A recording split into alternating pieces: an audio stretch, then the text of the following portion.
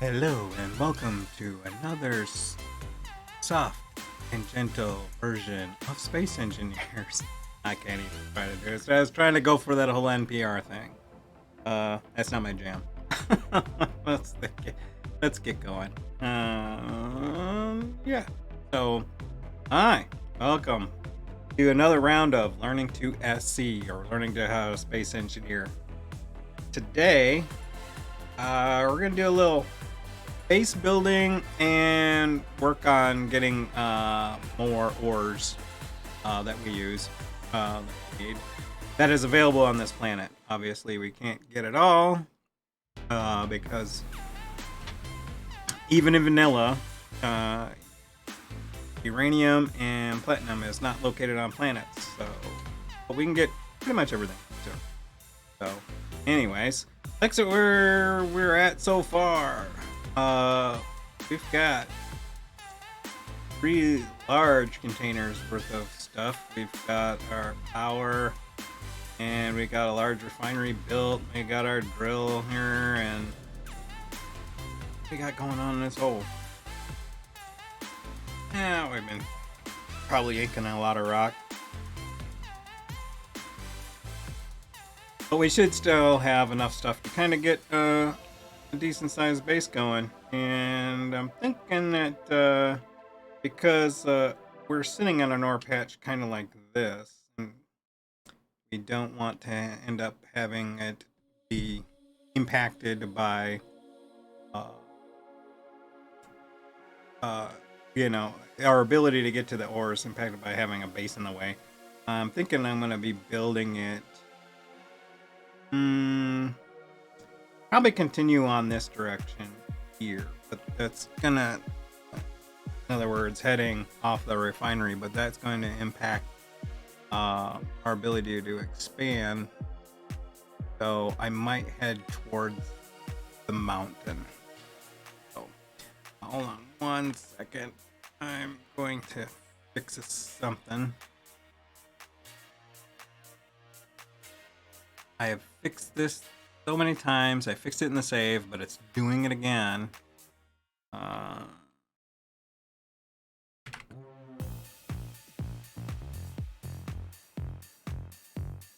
have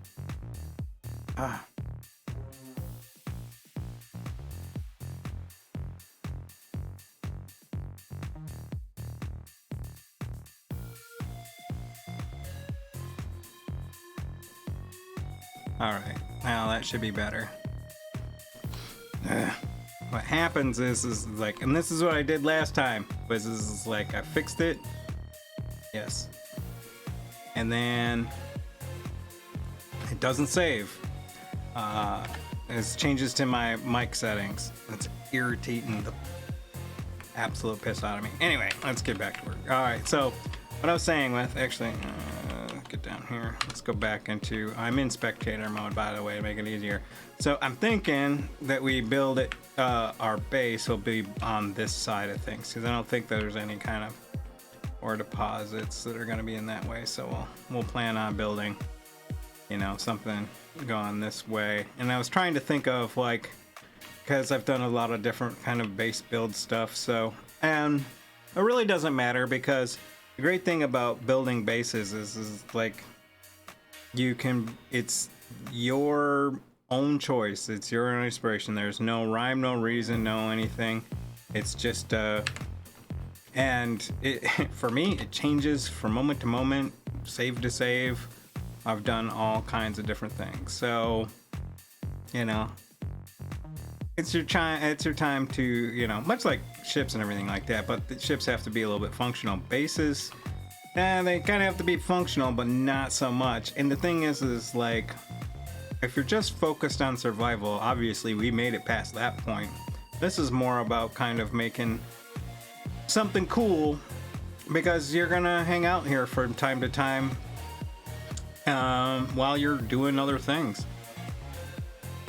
You know, you're gonna say, let's say you're building a ship and you're waiting for ores to refine, and you just want someplace to chill out, or it's the thing that happens to me even now is like there'll be weather happening, and then it's time to do something indoors. So you're gonna be inside your base where you're nice and cozy and warm, and you do all the inventory stuff that you have or manufacturing stuff that you have. So it's a base is what a base is. Your home base. It's your home, you know. So you should feel comfortable.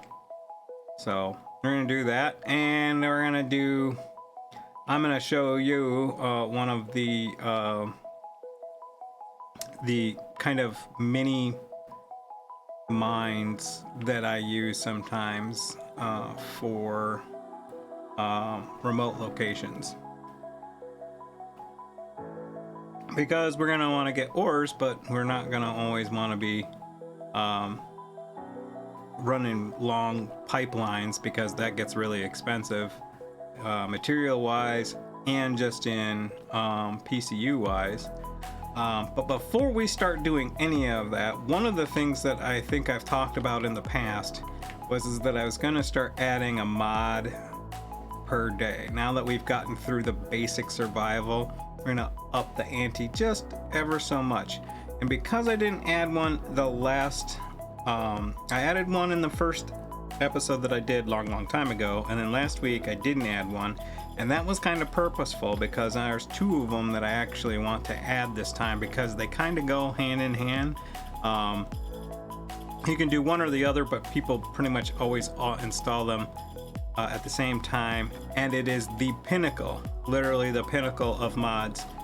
Everyone who runs mods, these are the first ones that they install. So we're gonna park our character in a safe spot. Oh, that's a nice spot. We're gonna exit to main menu, safety scores, absolutely. So now we're gonna go to load game, and we're gonna go to our load learning to SC1, and we're gonna edit the settings. And as usual, the settings we're pretty much the same. Survival out of mods. We're gonna click on this. Now we've already added the sneaky sounds quieter tools by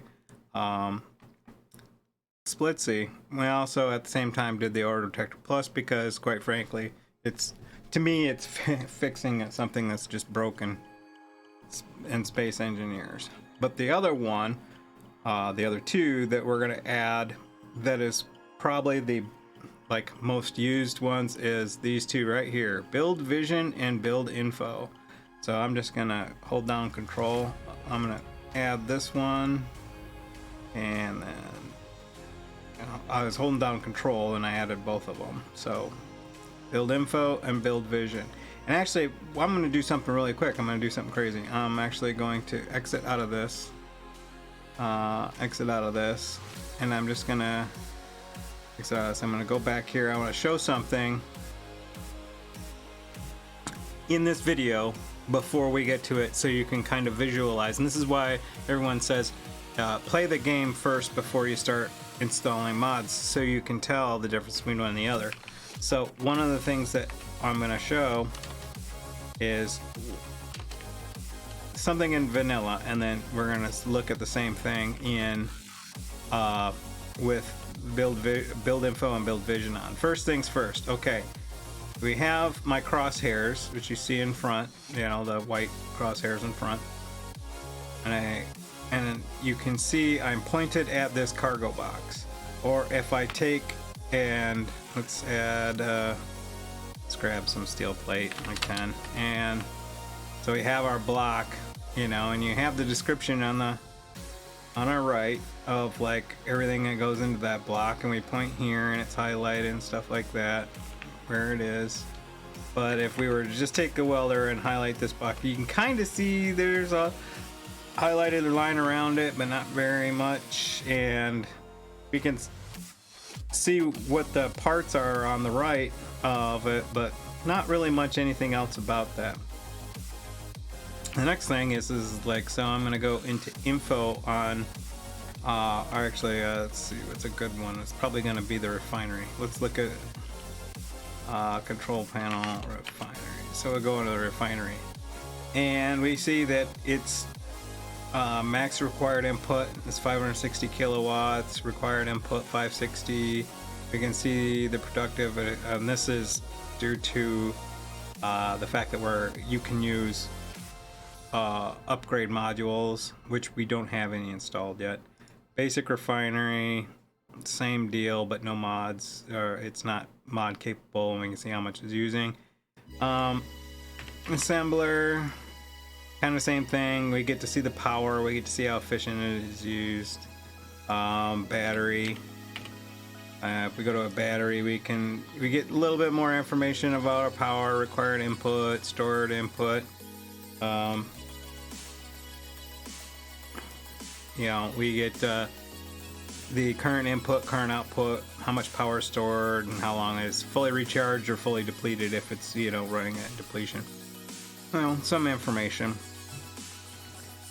It's handy. If we go up to this wind turbine, we just see what parts are in it. That's about it. All right, now I pointed out some stuff. Now let's go and install those mods.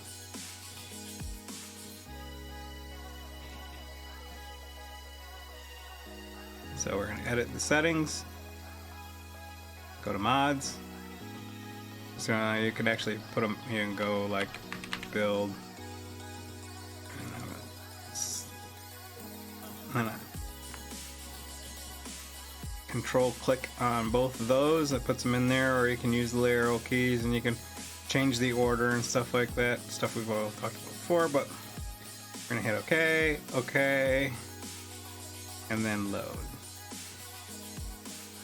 And then what will happen is in the background, the game's going to download those mods you should have from the workshop. That, you know, to get those mods you have to go in the workshop and you have to subscribe to them, and that puts them available on the screen.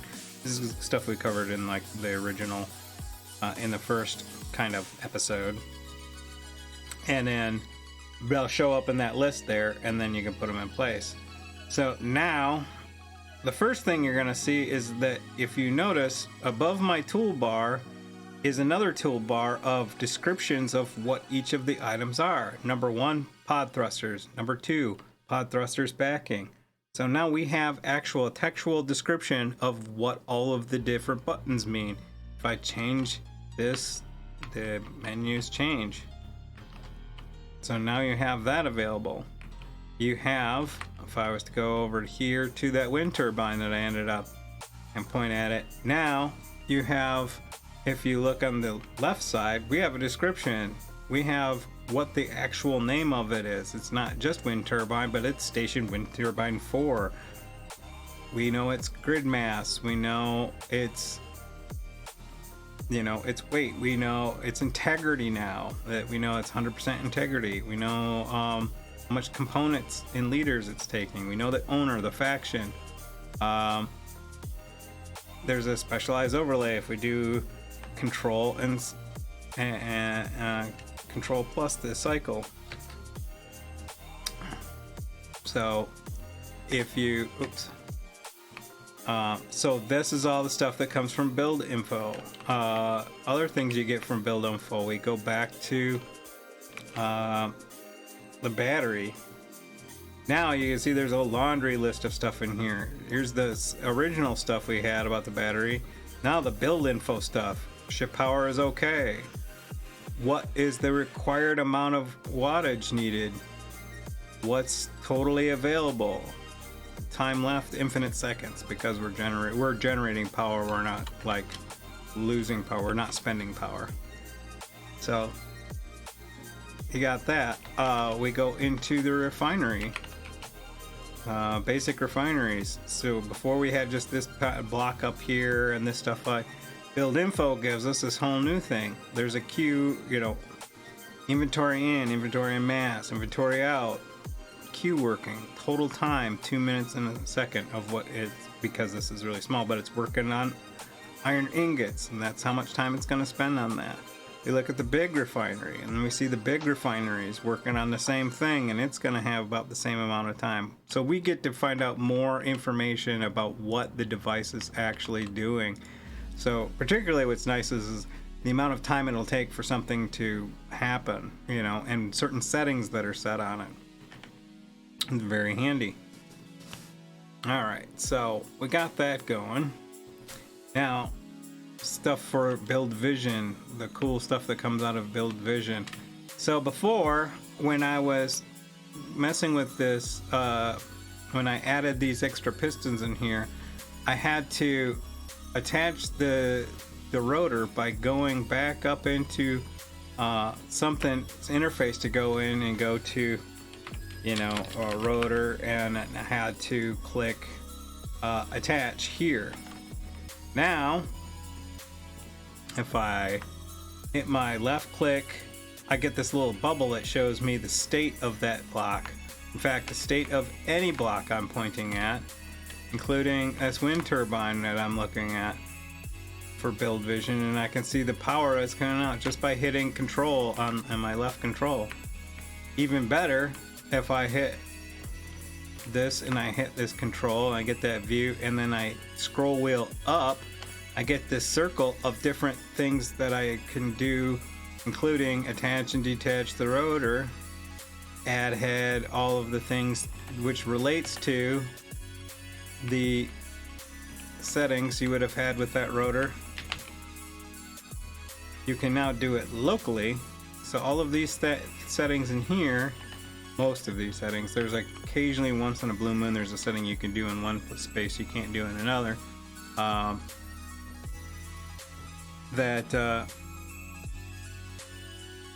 you have available now locally at the thing. So I can just look at a piston and make changes. I don't have to try to get into this device and then be locked. I can't move. The great thing is that once you open up this menu, you can turn your, as long as you don't turn your head too far away, it won't close the menu, but I can still move my head around and control the menu. So if I'm controlling like the velocity, I can, you know, look down here and I can turn the velocity, and when it gets there I can set it to 0 and then stop it. And then to close this, I can just right click away, or like I said, you know, you have it open, and once you turn away and come back, it's gone. And there's also us old school method, which is we just hit escape twice, which comes from old school kind of like people that do a lot of computer stuff. We have a tendency to default hit escape for everything. All right, so you have that, and that works. I mean, literally I can run it on this refinery. I can see, there's me doing the escape thing again. I can look at this cargo container. There's not too many options you can do on that though. But now, you know, you've got all this functionality and you don't need to be directly in an interface anymore. You can just do it. You can just do it through Build Vision.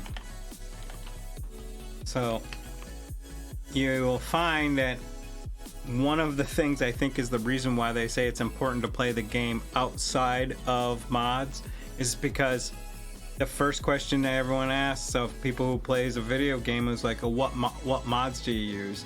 These are always the top of the list, but it's important to know how to do things before you have those mods in place, how to go here in case there's a problem. There have been times when I've been trying to get to, say, this rotor, and I keep, every time I do it, I keep getting, you know, let's say I'm trying to get that drill. I want to turn just that one drill on, but each time I do, I keep getting this rotor instead, which happens sometimes. It's helpful to know what I was like, oh, this doesn't work, I can't do anything anymore. And it's just like, you can do it the old-fashioned way.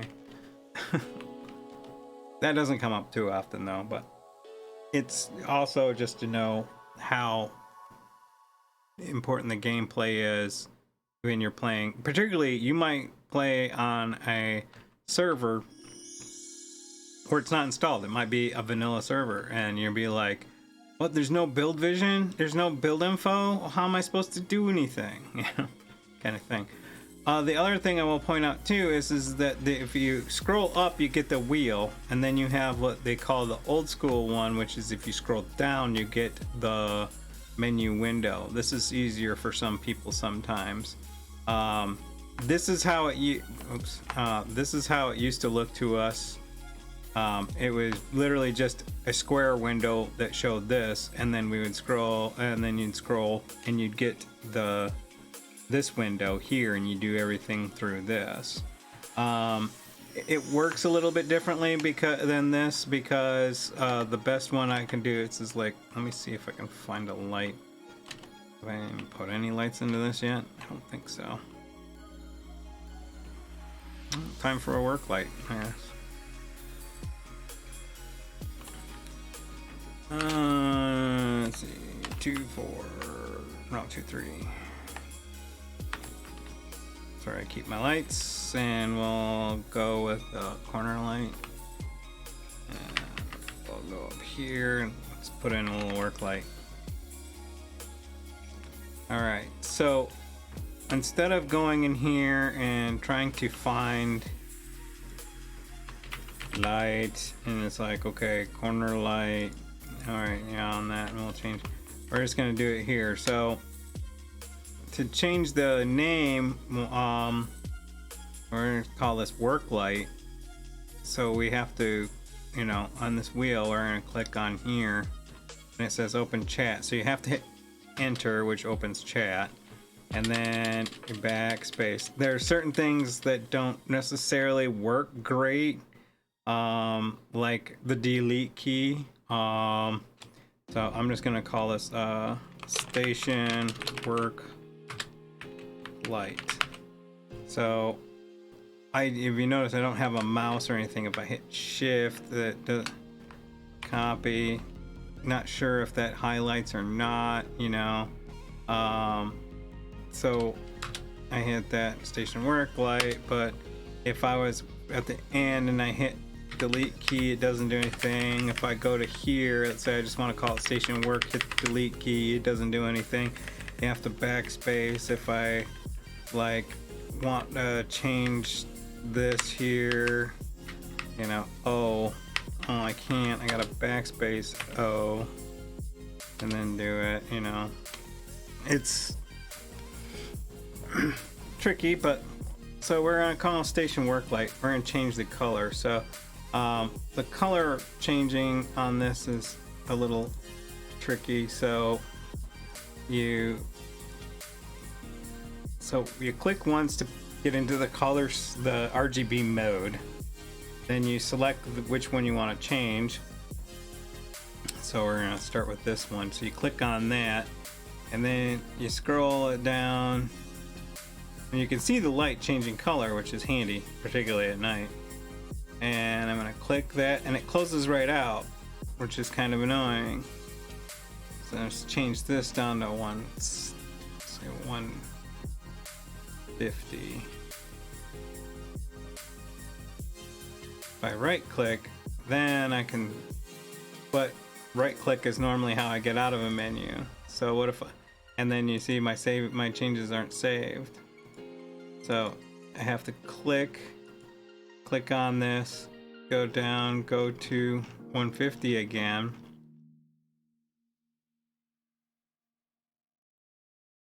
Right click, then left click, then I can, and it's set.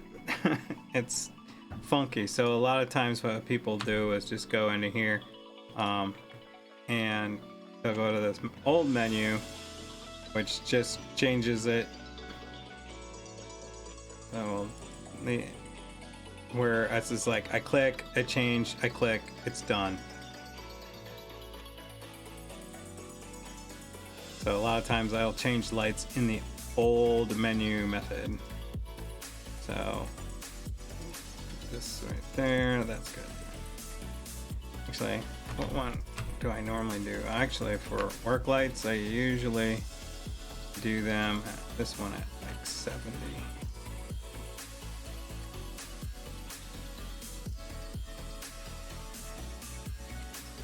And this one's like 150.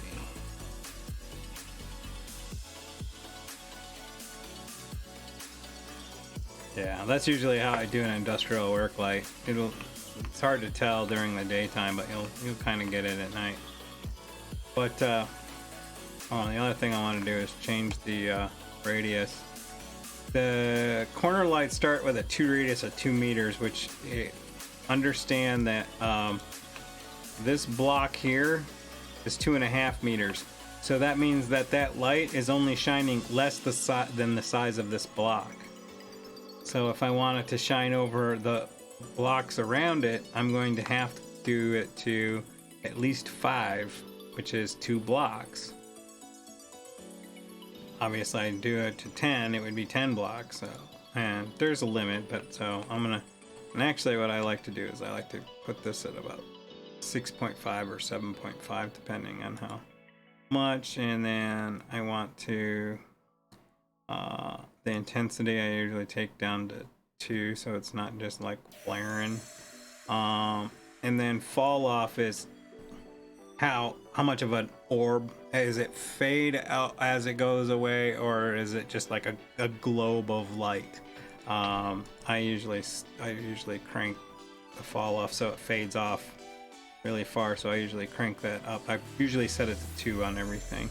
You don't have to make these changes all the time. You can just set a light, and like a lot of times people just set the light and they'll set the radius, because the radiuses are usually kind of garbage. So they'll place a light and then they'll set the radius and walk away and call it a day. That's completely fine. But when you're trying to make it look like really snazzy, particularly when you're trying to get a certain look, you want it to, you know, you really like want to have like an industrial look, or you want to have that. I mean, if you search space engineers on the internet, you can see like you can create something that has a cyberpunk look. You can create something that has like a Mad Max look. You can make I mean, just anything. Like, you think it, you can make it.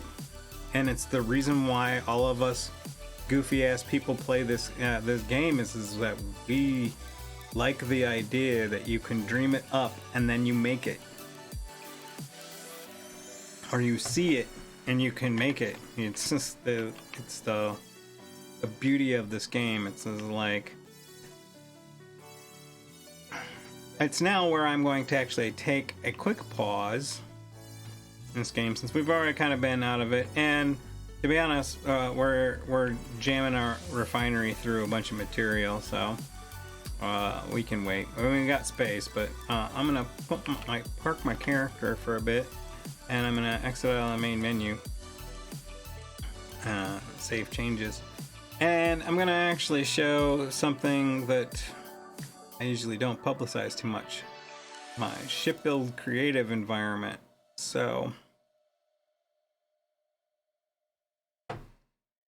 this is more of, first off, this is creative mode, and I think I went over creative mode a little bit in the first episode, and I highly suggest that you go through other people's instructional videos on creative mode, because they might cover stuff more in depth, and I'm not going to do an instructional right here. This is just a stream of me playing engineers, but I wanted to kind of highlight some really cool things that you can do, and methodologies of how to go on and do it. So an adage that people, the save takes a while to load because there's a lot of stuff in it. One of the things with space engineers is that you can kind of recreate everything, and everything is, it's you. There's no instructional video for it, and there's a lot of people that make instructions. This is how you do this. This is how you do that. But there's no absolute rule. So this is one of I call it, it's a small grid gone large. This is all small grid, but this is a very long fighter. I call it a battle cruiser, and it's got mods in it like this airtight door, and we better turn some lights on here, kid. So you've got berthing over here with some modded small grid beds in it, and berthing over here so we can handle a crew. We have our damage control area, down here, and then a bunch of mods in here with that's vanilla reactor and some cargo containers, but some stuff that has been added in here is you see it's a mini version of a full-size reactor and a mini version of a full-size assembler. That's a mod.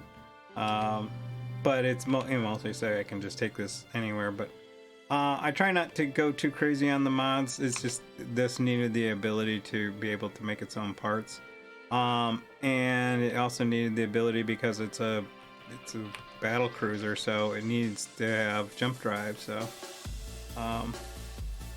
go up in the next level, you know, I have a little dining area and there's some more reactors, but what you see in here is many versions of the jump drive, and then we have that, and we have the Exo's quarters over here. We have the communal bathroom in here with some really interesting small grid bathroom mods in here. I actually thought it was pretty cool, some of the stuff that they offered. You can actually sit on the toilet and you can get in. I thought this one had where you could get into the shower. Yeah, you can literally get into the shower, and it's got a little door thing on it so you can close it, and then it's supposed to close. There we go.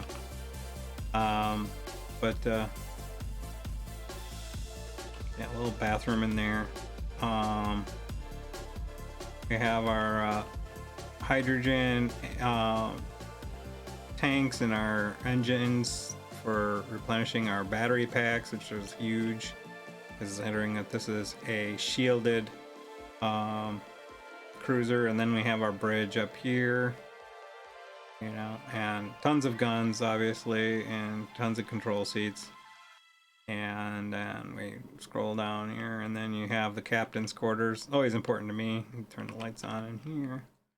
A little captain's desk, and you know, and you can see out. It's the skylight. Always nice. So yeah, so this is just one ship, but that's not why I came here. I'm gonna put him in here. Let's see. This is gonna be a lot easier if I do it this way.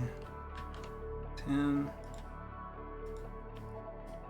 So I hit Alt F10, and then I go to, so Alt, when you hit Alt F10, let me escape. Alt F10, it will start off in the admin tool. So if it's your save, you're the owner of this, you can go into this, because this is the administrator tools, and there's different, you know, things we can set here, and I've gone through it in the first video. But we'll go to the entity list, and just select something here, and then I'll just teleport here, and that puts my character there. And so I hit F6, and then boom, my character is back here in my little kind of build playground. So this is in creative mode, and which creative mode does differently is not only do you not have to weld blocks, it makes it really good for designing stuff, because you can place a block just by setting a box and clicking. You don't have to weld it or nothing like that. But what you can also do is hold down like the control key, and you can do a line of blocks. And then to remove them, you just hold down control and right click, and that removes them. So it makes building stuff really fast. And you can change the settings on how, like, so that you can go in like 3 dimensions. I only have it set up for 1 because I was having problems. It's not in my wheelhouse to do a lot of 3-dimensional, like large grid things, and it was just causing me problems. So I turned off like the 2-dimension kind of thing, and so it's just the single dimension that runs. But yeah, so what I was talking about earlier, so this isn't a great example because it's not super great, but this is me recreating the Aurora from Star Citizen. You know, it's not great, but it's getting in the realm. You know, you can kind of see it from the top. It's you know, Space Engineers does have limitations because you're dealing with these small little blocks.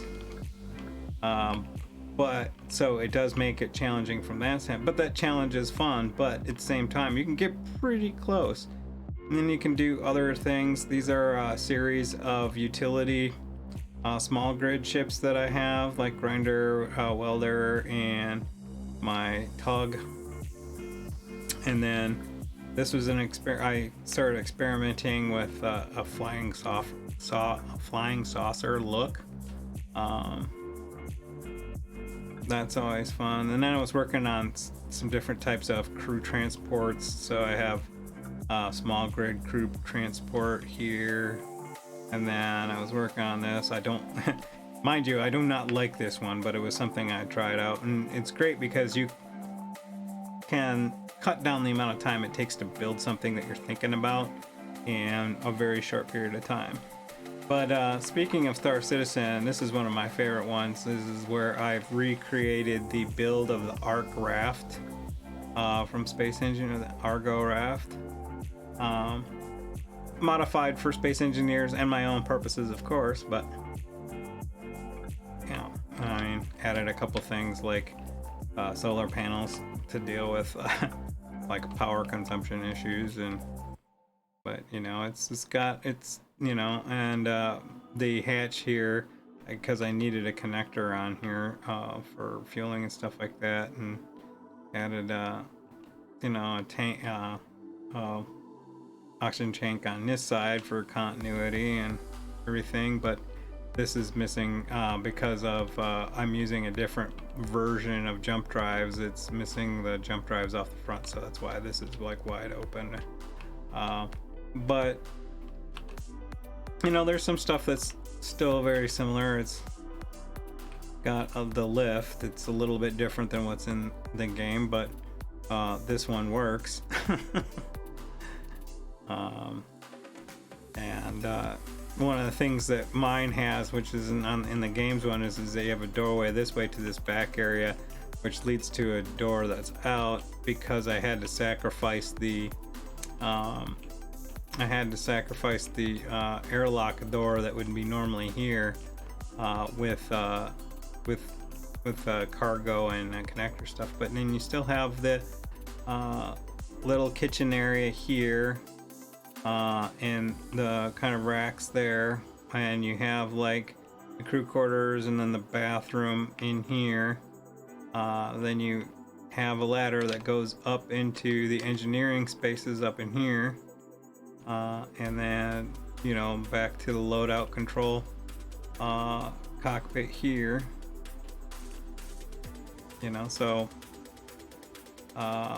you know, so it's kind of, like I said, it's a recreation of it, but it's you know, and then you can go out into the bridge, get in just like that. I mean, so, but this is an example of what I was talking about with, you can recreate something that you see that's cool in the game, and you can do, you know, and do it in creative mode, and then you can blueprint it and transfer it into your survival game.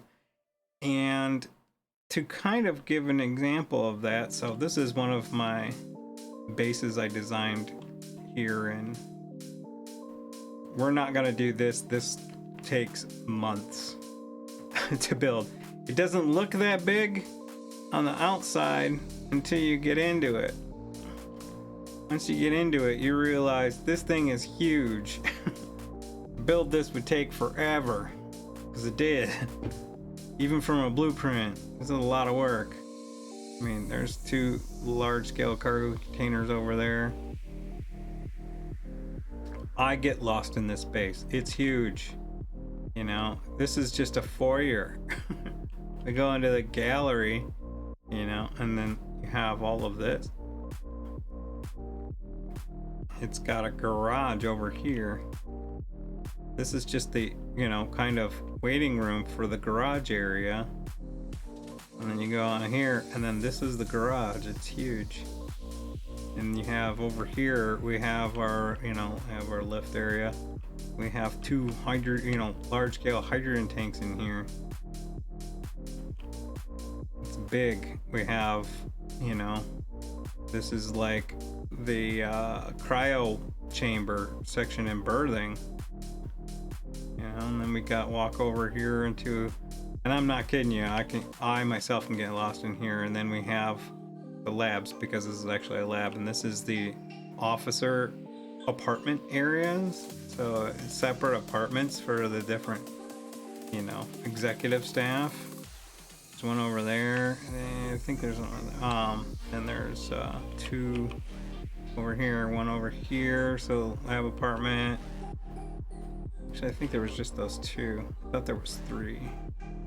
But like I said, I get lost in here, and then so that's our big lab room.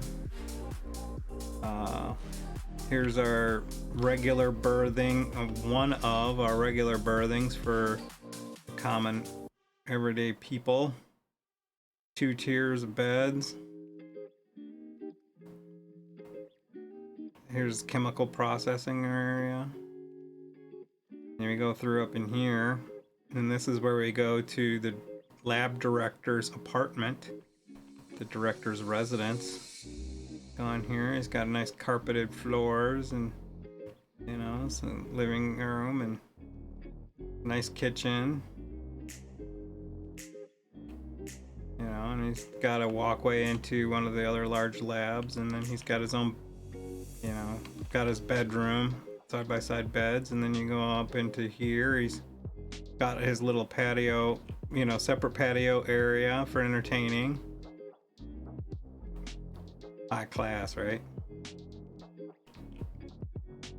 So then you go downstairs here, if you notice that. So we go back here, and then you have the walkway over into the one of the other large research facilities to kind of keep an eye on things, and we'll go through here. So we have this large lab area. This is on the workshop already, by the way. And then we can go over, and we have the medical room over in this area, nice and sterile. Go up here, and then, you know, back to this, and here's the birthing 2 area. That's we were at before.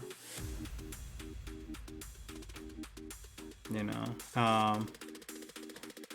here's to get to the ground floor of that main laboratory. This should be, so if you develop something here, you might want to take it to the garage. You can go through this door, or if you want it to, you know, basically go out the other kind of, you know, facility. We got like this large hallway here, and you can take it out into basically the cargo area. Like say you got to deliver it to somebody, you can send it over to shipping and receiving. We have the inventory control and flight control room. So here's our flight control, which covers our little dock area, you know, and inventory control is done through in here.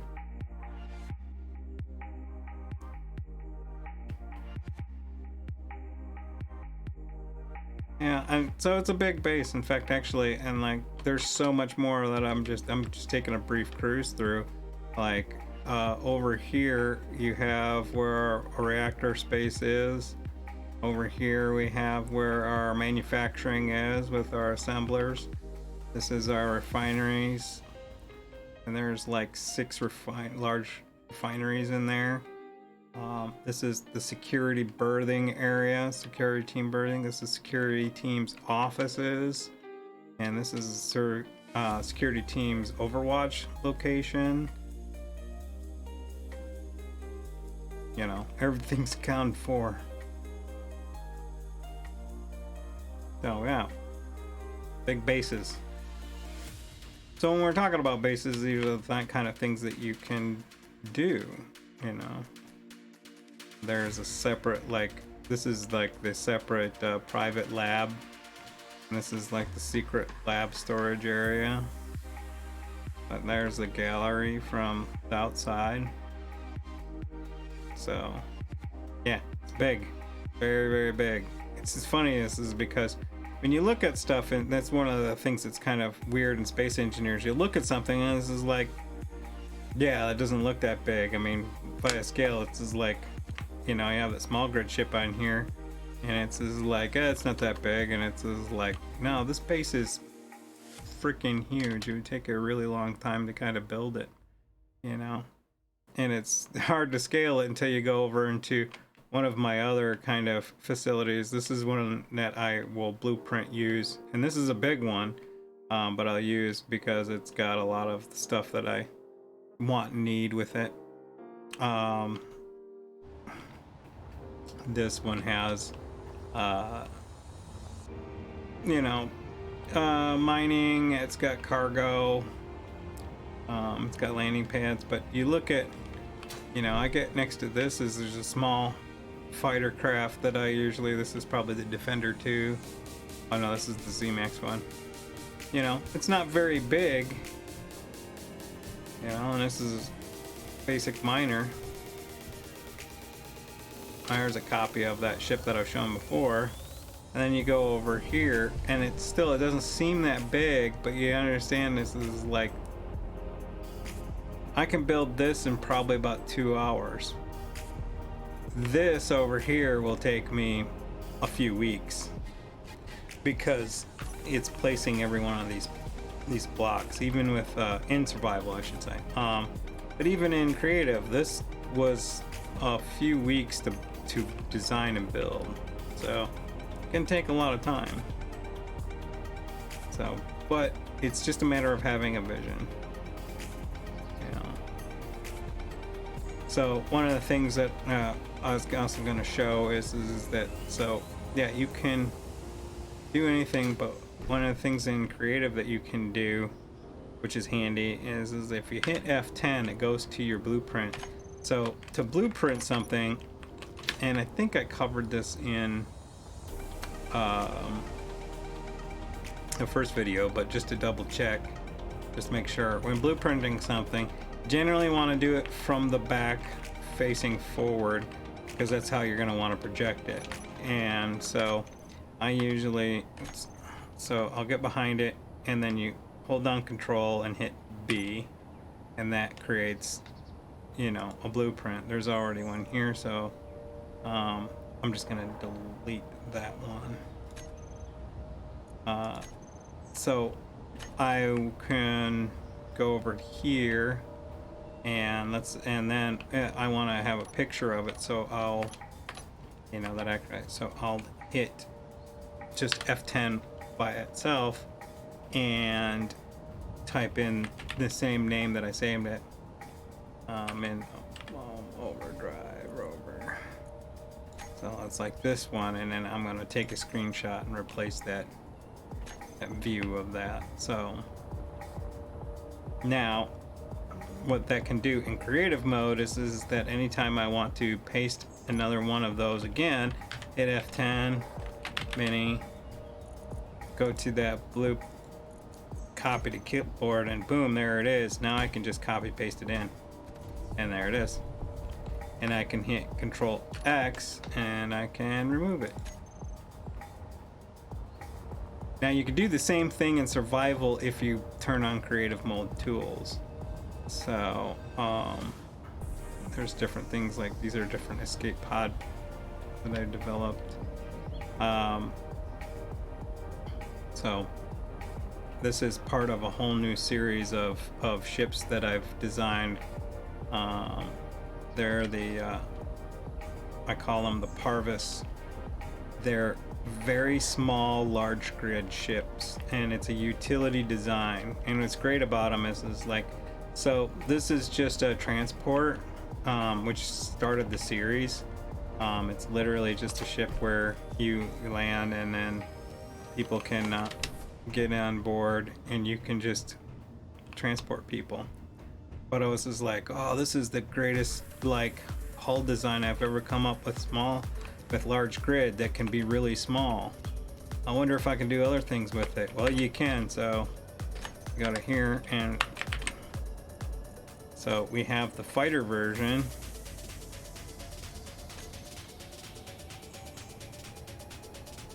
the same design, but it's got 2 artillery guns on either side of it. And you can swap those out for Gatling guns if you want. Then there's the there's also a minor version.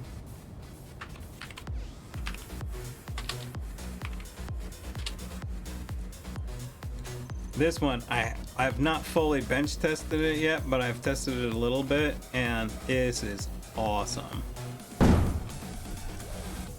And the reason why this thing is awesome is that it doesn't bore drill, so you do have to kind of go back and forth and right click drill, stuff like that.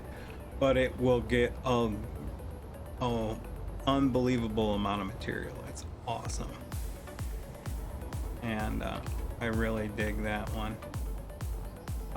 And there's other ones too.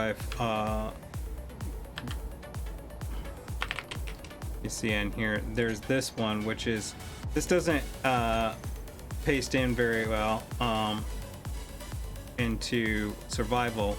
Well, it will into the game though. This is where we use hinges to mount small grid weapons to it, and this is, I think this is pretty much my most favorite military ship, because this thing not only is a large grid and will hold up in a battle, so it will actually take some damage unlike small grid will. This thing's got ridiculous guns. You do not want this thing coming after you. It's a pretty baller ship. I'm really happy.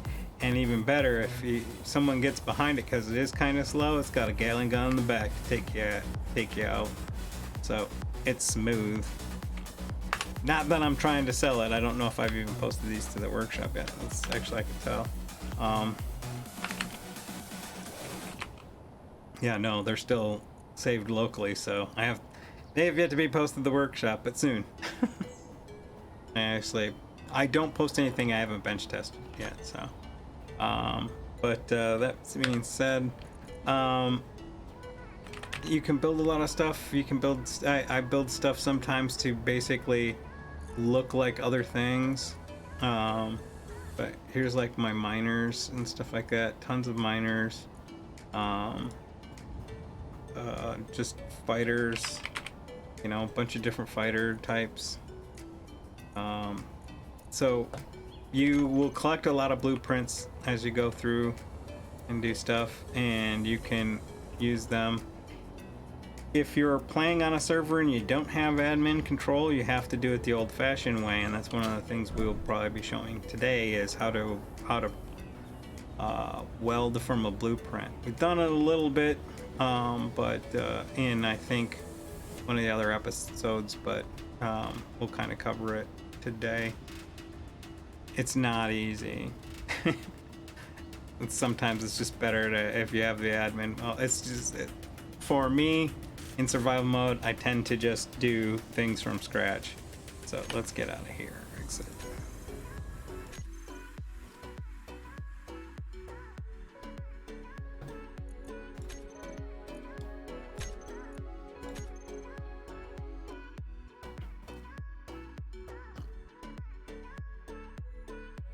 So, like I said, you design stuff in creative mode, you know, or it's an option. You can design in survival. I spent my first probably 6 months to a year designing everything in survival, and I was like, why would I ever turn on use creative? That just seems like cheating, you know? It's just like design in survival all the way. And then when you start to try to do very, very large builds of things, mine is the Dragon series of command carriers. You just can't do that you can't design it in survival. It's when you're dealing with something that large, we're talking about something that's in excess of 150 blocks long. It's just not something you want to try to do, because you're gonna have to delete large swaths of blocks, and that takes forever. It's really, you design it in creative and you build it in survival. So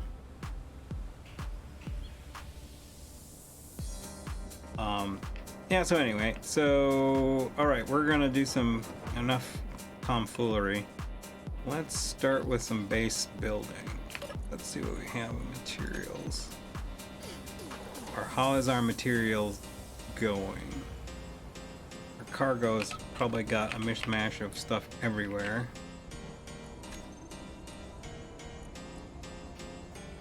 Oh, cargo 1 and cargo 2 has ice in it, which is expected, which is cool because we're going to need it.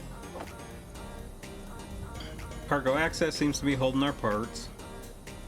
And cargo 3 seems to be holding our ores and our ingots. So we'll just keep along that lines, and we're just going to make sure that, other than our assembler, that's where all of our presented up. And we got a good amount of iron, which was the goal.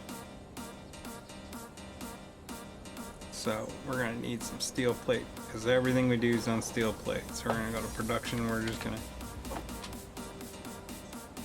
start kicking out some steel plate. Now, one of the things you can do is, if you know you're just gonna go through just gobs and gobs of steel plate. I usually do like in elements of 1,000, so 1,000, 2,000, 3,000 at a time, and I make sure I have the iron to do it.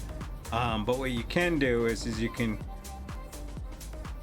enable or disable this repeat. So if you're going to be doing, if you want to just build a lot of parts, you can just order up a series of parts that it just continually makes. And so what you do is that you, what I found is best is to do, if you're going to do like, have it do a manufacturing run of different parts, just go to the control panel, turn the block off, go back to productions, which stops it. Then you can actually order up what you want, you know, that series of things to be. So I want that 100 of those and this, and you know, 10 of those, and it will skip anything it can't build, and it'll just keep going. You know, say like that, and then you go back into the control panel, which is what makes this really easy. Is you can go here, and it'll take, so you can turn it back on and off. But I'm going to take that out. You can also go to, once it's done being made, you can click inventory, and then you can move that stuff over. So those buttons are really handy. So we're just going to go here, and we're going to turn this back on. So it starts making stuff. And we're going to start grabbing it.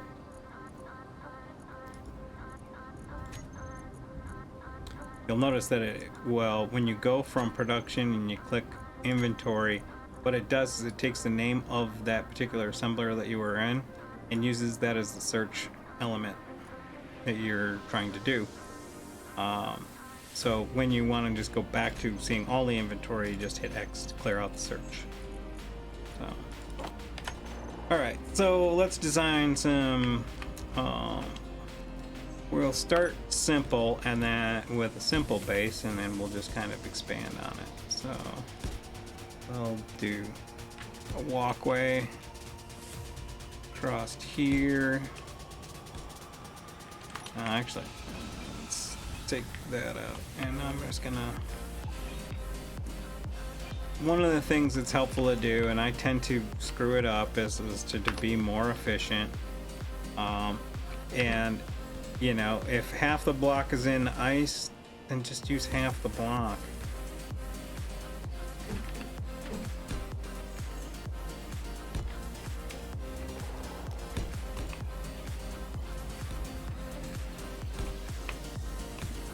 Save resources. You only use what you need. So we'll do a little bit of a walkway out here to where our base is. So that's good. All right, and this is going to start to dip down, so we're going to switch over back to our full-size block. Okay. I think what we'll do is we'll do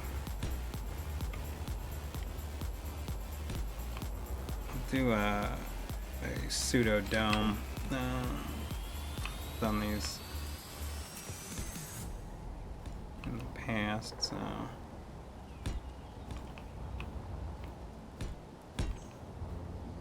Actually, yeah, I'll just do this one. So what do you find when you build just about anything? When you're starting out, the two things that you want to keep in mind is if you want to build on the odds or the evens.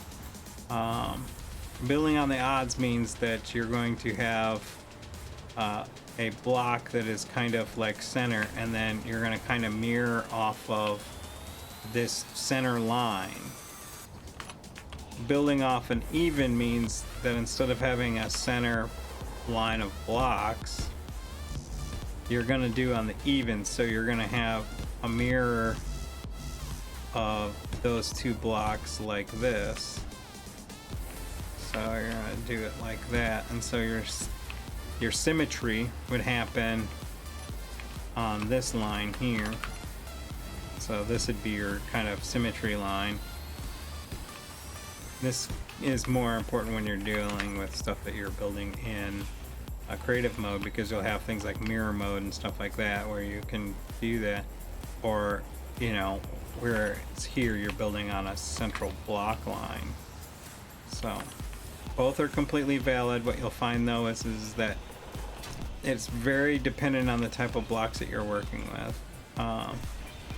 Most of the utility blocks are odd numbered. So you'll see like here that these are 3 wide. This is, you know, single wide, 3 wide. But then you'll have stuff like this refinery that's 4x4 and 1, 2, 3, 4 blocks. So it's 2x2 and 4 blocks long. Assembler is 2 blocks long. The O2H2 generator is 2 blocks. So there'll be a lot of 2 block stuff in large grid. But then if you go to like small grid, you know, the cargo container again is 3x3. The battery is 3x3x2, so it's 3x3, two blocks deep. You know, so you can maneuver around whatever works for you. I tend to be of the school that does it on the builds on the block line versus on the, you know, in the mirror. So I usually do on odd versus even. Build a robot army to mine for you. Yes. And soon you can't. Well, you can now through a lot of mods, but soon, based off of the what they're showing anyway in the new the upcoming releases, is that you will be able to build your robot army right now. Actually. Speaking of O2H2 gen, I need to put one on this base.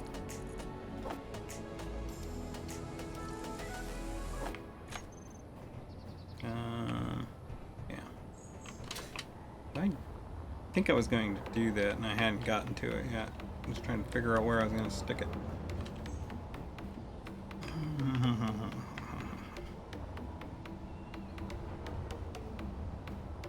I think I was sweating this one. This will work.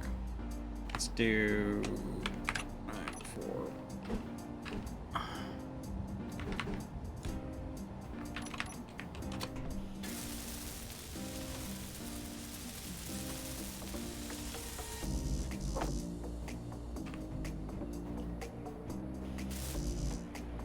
Still having a problem with that? Yes.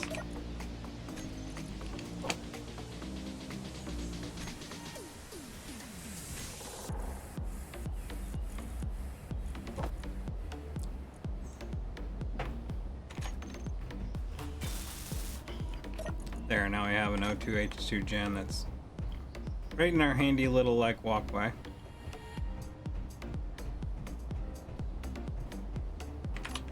Okay, so back to what I was doing. Like I said, I'm building just a very we're just gonna do something simple here. It's more of a show how. you can make your bases as elaborate as you want them. You can spend as much time. I find that what I do with bases is I start out with something simple and then I iterate on them. In other words, I will start with something simple like this, and then I'll want to add a medical room, and I want to add this, and I want to add that, and then it will grow and grow and grow, and then it'll become they tend to get more elaborate from the fact of just building. Now, another thing that I think I've talked about in the past is like whenever you can, using interior blocks because they use less iron. We're making a lot of iron, so it really doesn't matter. But what's great about them, and I need more of those. Grab about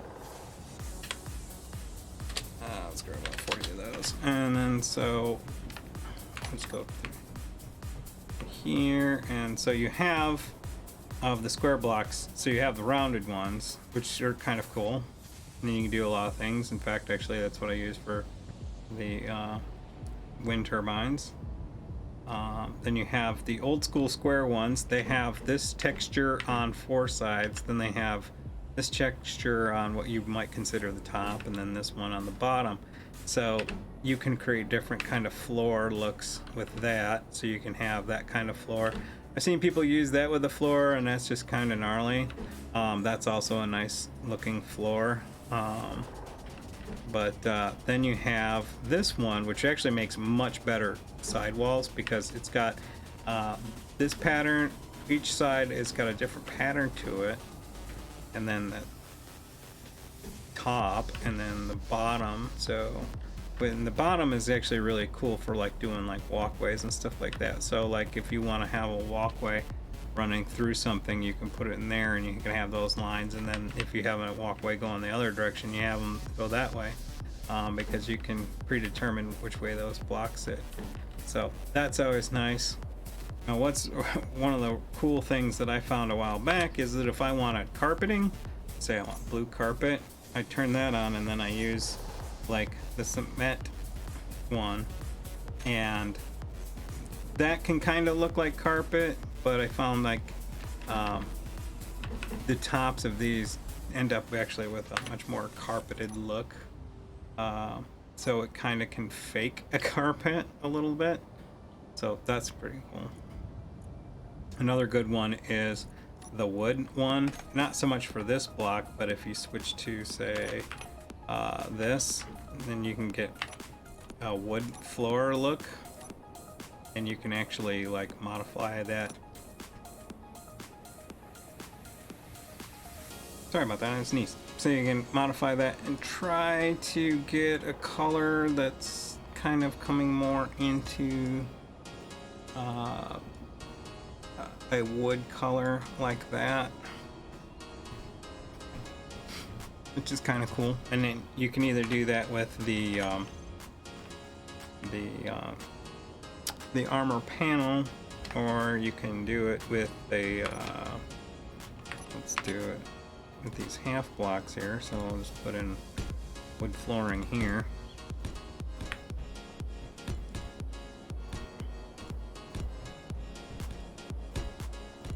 Unfortunately, with the wood flooring texture, it tends to only go whatever direction it decides. So if I turn it this way, if I was to weld it up, they are all that one direction. If I was to put one like that, it still goes the other direction.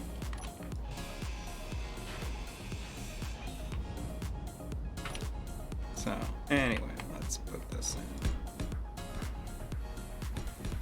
Now you note that the other blocks that I laid, I didn't with one texture, and I'm doing these with another, but I haven't welded any of the blocks yet. So another thing to keep in mind is the texture is whatever you laid it as. So it IDs itself when it's laid.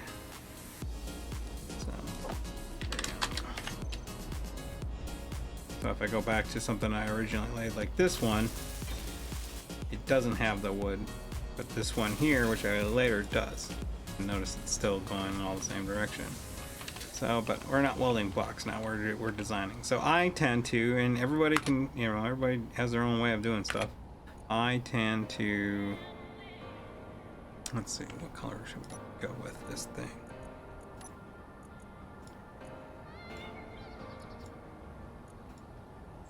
Two hardest parts of space engineers: naming stuff and figuring out the color texture you want to use.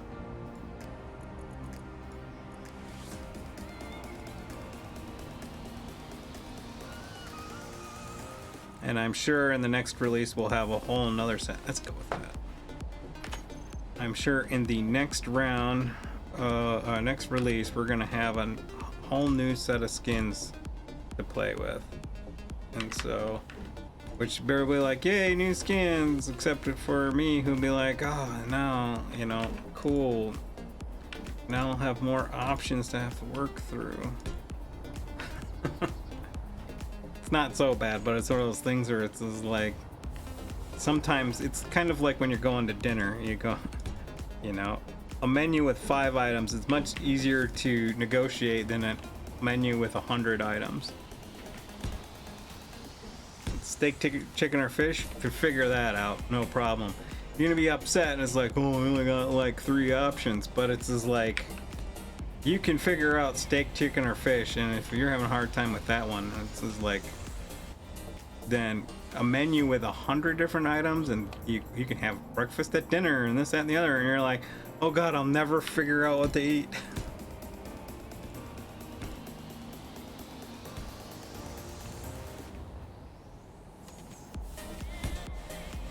So I'll just start with blue, and we don't have to commit to nothing because we can always change these colors later. But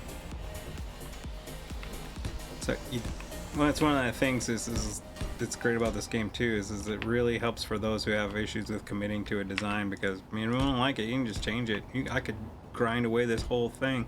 In fact, it's the reason why I always design stuff in grid form first, is because I could go back, look at it and go, yeah, no, it's not working out, I don't like that. And I can grind it all down and I don't have to spend as much time grinding. And I don't want to do that yet. So what I want to do is this. Actually, I'm gonna do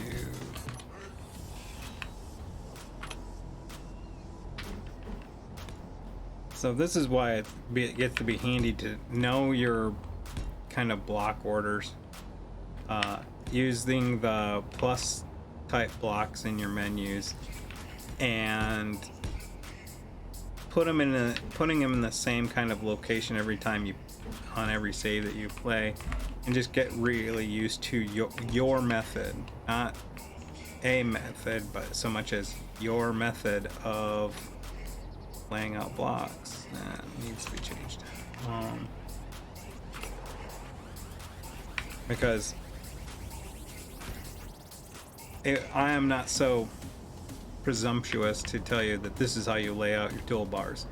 I just tell you how I lay out my toolbars, and you can use that as a guide, but you can do whatever you want, whatever works for you.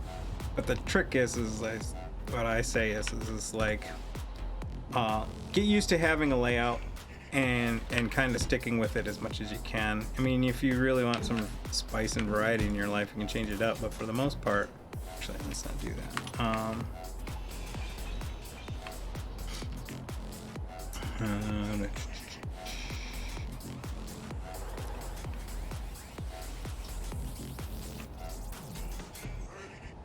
Yeah.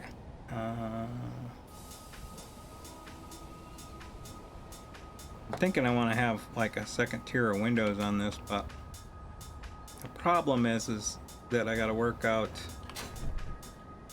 if I angle that square, how do I get stairs up here? How do I fill in the rest of this floor? And I can fix that just by. This is why I always design in grid form. So I'm going to switch this to this, and this is going to be a 5. So we can see it, we do it up here. It's going to be this one here, turn it like that, and then we put it in place.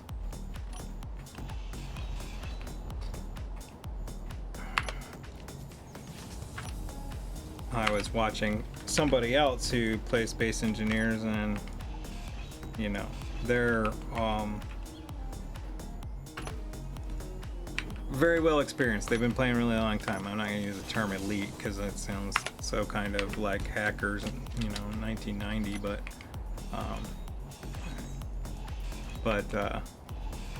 they're a person who has been doing it a very long time, and they use this one block, and it's one of those things where I'm impressed as hell that they can even figure out use case is to use that block or even think of using it. I have tried so many times to use it, and I just find it to be a garbage block, and I just tend to not use it unless there's just no way around it. And I don't even put it in my toolbars. It's this one right here, this piece of crap, the light armor slope transition. It's a series of transition blocks, and it basically is so when you're trying to transition from one thing, so when you're trying to transition from like the 2-block slope, so that's 2-block slope start to the quarter, and it just gives you a series of angles, which is great. So you get that one, you get, you know, this one, this one, which doesn't really come up very often, which now that, you know, I've run into a couple of situations where this would actually be a solvable problem, but when you're trying to do these transitions from like what I call like the half block edge to the 1x2 edge, those can be really hard, and so there's the occasions when you want to use that, but I always find a way around it so I don't have to use that block because it's horrible to place.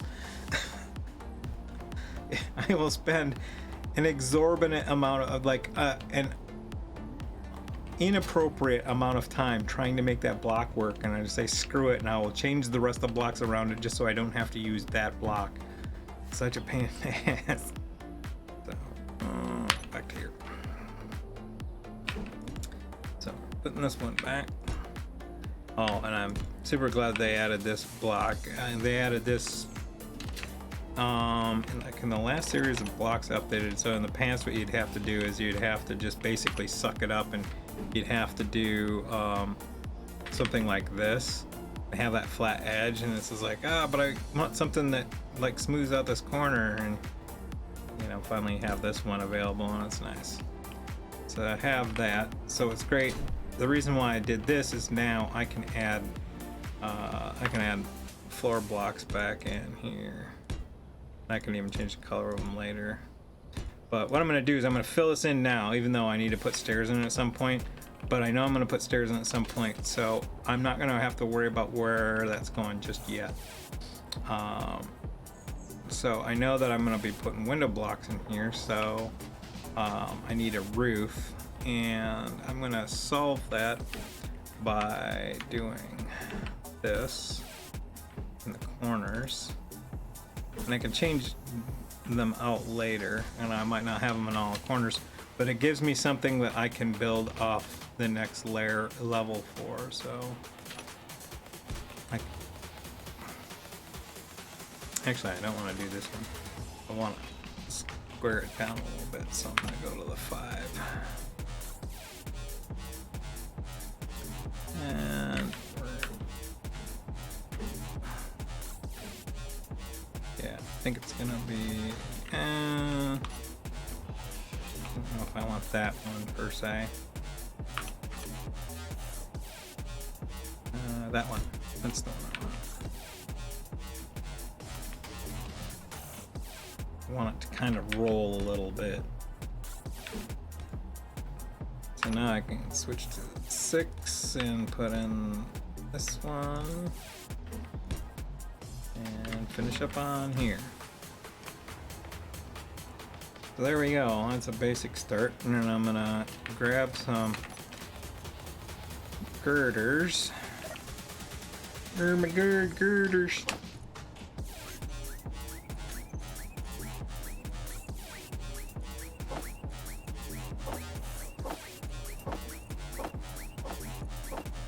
And my bizarre need for organization, I have to put those in the right spot. Grab the girders, and we need the girders for, here my girders. Need those for windows. We need the girders for the windows. So first I'm gonna put in my door.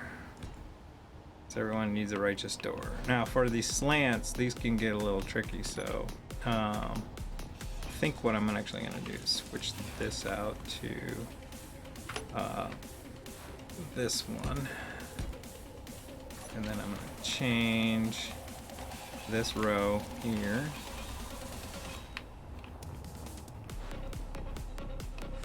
Let's try. No.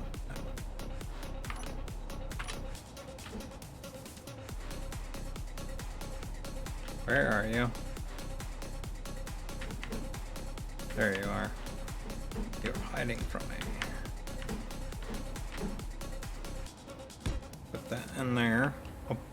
Up over. And then switch to this one. And then we can do... Fuel low. We can drop out of the sky because we're running out of fuel. Fuel critical. Handy, I put this O2H2 gen right here.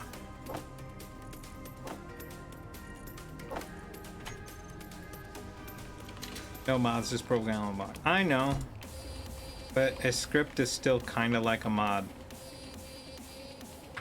So, unless you write it. Have you written any scripts yet, Mr. Blitzen? Ah, another thing. Okay. So I now did that, so now I can throw in my door. Let's see. Don't like that one. Don't like that one. We'll go with that one. So now our door, and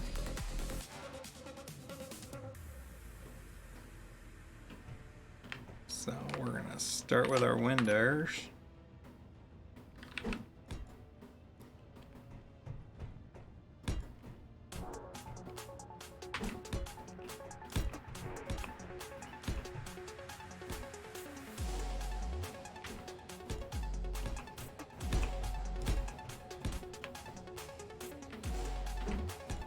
And we don't have to worry too much about like laying out like furniture and stuff like that just yet.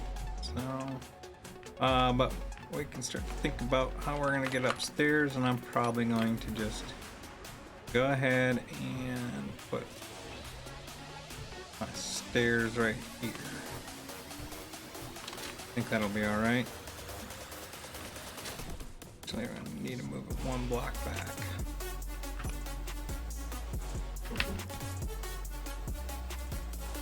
That'll just give us enough room for the landing so that when we come up the stairs we can make it around.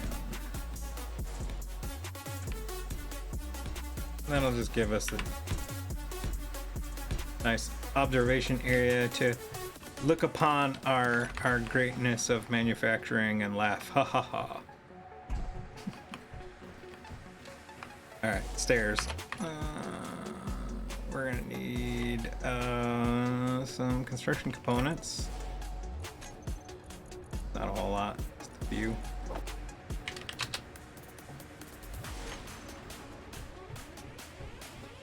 So we're gonna place the top one first so we know where to put the bottom one, and that's perfect. So we got a little foyer action as we walk on the door, and then we can go up the stairs into this area and look out upon all that. And what I'm going to do is go ahead and put a block here. And make sure we still use the stairs, obviously, and then you can walk around, stuff like that. And always safety third, so we're gonna put a rail here, and then with that rail there, we can put a double rail right here. Now, keep in mind that this rail here is attached to this block and nothing else. So if I remove this rail, that rail goes haywire. It's not actually sitting on the stair block. It's attaching to that other rail. So again, this, then that.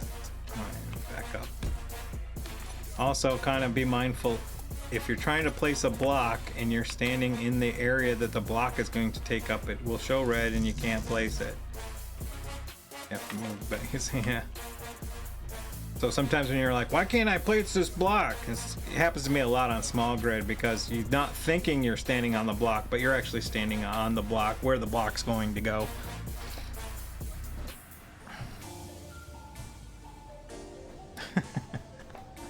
Yes, I know. Now, I'm giving you hell, but have I written any code? No. Because I don't, like you said, I don't want to write code in the games I play. I don't want to do my job for fun. All right. So we got our, essentially our basics kind of skeleton kind of going here, and we can start welding this right now. But I'm thinking that's we might have to change some stuff around when we start to kind of lay out. I'm gonna turn my light on because it's starting to get a little dark outside.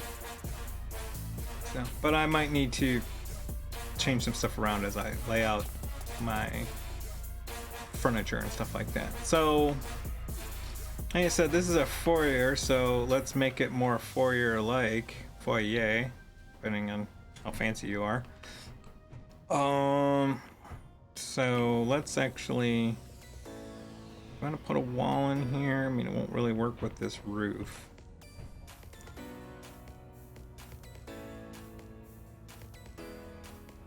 So I could put in walls, or we go with open floor plan. I'm thinking open floor plan. So if I'm gonna do that, I'm gonna wanna have like a bedroom kind of up here. So I'm gonna probably put a bed. Let's see. Why isn't it going there? Oh, it's because of that rail.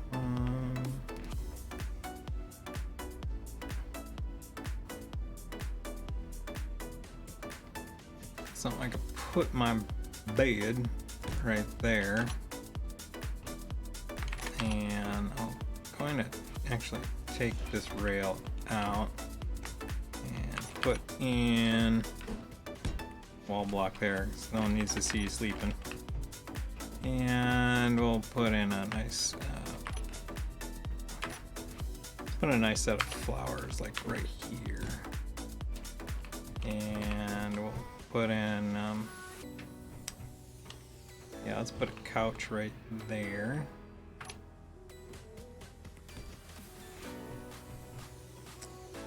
And then we'll have, because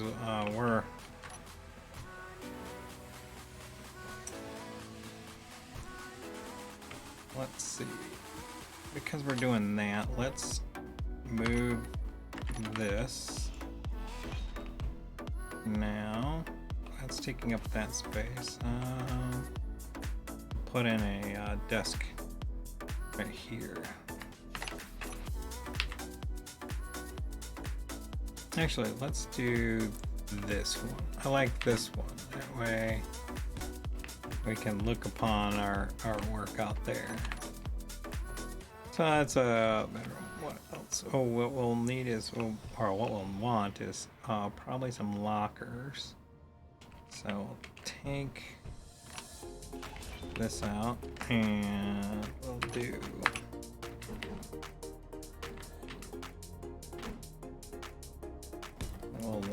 set of lockers there.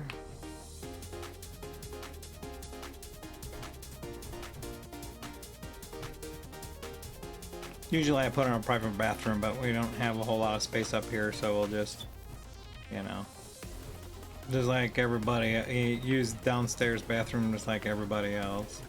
Speaking of bathroom, let's see where we're gonna put it.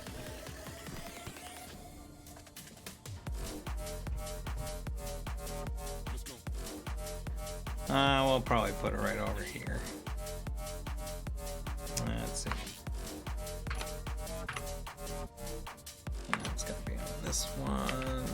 So we'll put like sink there, and then just there. And because nobody needs to see all that, we'll just put a door in front of it.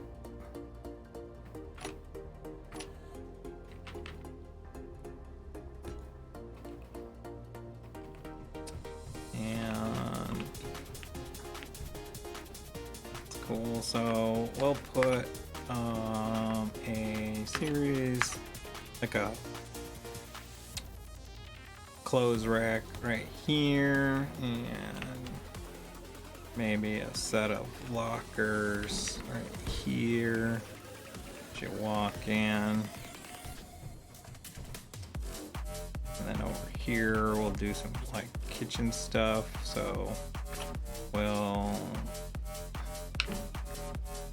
put a little like breakfast table, cooking area, and let's do just a regular counter here, and then we'll just put in a nice eating table right here. We'll probably want to change the color, as blue is going to be a little bit obnoxious and it's everywhere. So yeah, there we go. And then finally just kind of a living room to kind of sit and relax and watch TV. So we'll just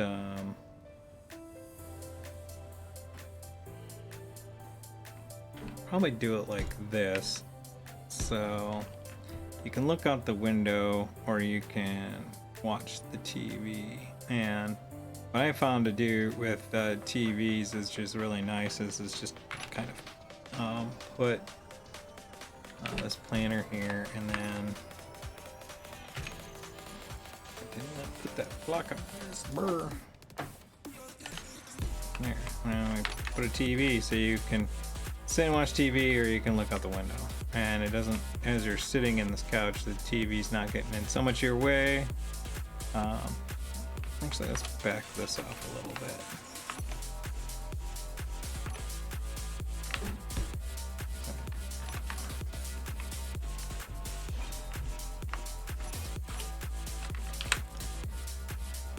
Interior design. And so we've got some space over here, so we might do something like, we might want to look at some blueprints later. So let's see if we have it. I might not even unlocked it yet. Oh,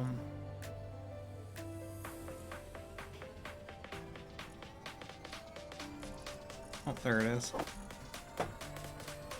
So you have the projector, which will project a thing, but you also have this console block, which you can also use to project things too. So, and then we'll just put some.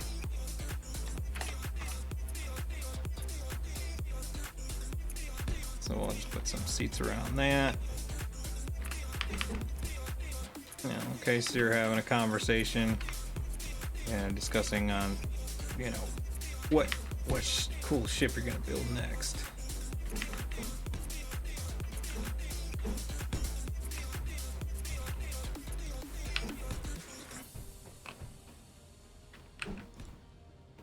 Alright, so that's cool wireframe. So we've got some like that, and if we need to add some more berthing, we just add another building. But that's good enough for us. And we got everything in here. And the only thing that I might want is, now what I've done in the past sometimes is I'll put a cargo box in to act as a way that I could get material while I'm in here, where I don't have to walk out here, but it's not that far. So I'm not gonna mess around with that. So just gonna get started in doing the welding, I guess. It's all over but the crying. Let's see how we're doing on materials. 4.5 there and 7, some stuff there. Okay. Just looking at like the base materials. Most of the stuff that were all the decorative blocks. The beauty is they don't usually take any kind of. Most of them take anything like metal grids or anything like that. They take base parts which you can get with base materials: iron, nickel, silicon, and a little bit of gravel, but not a whole lot. So.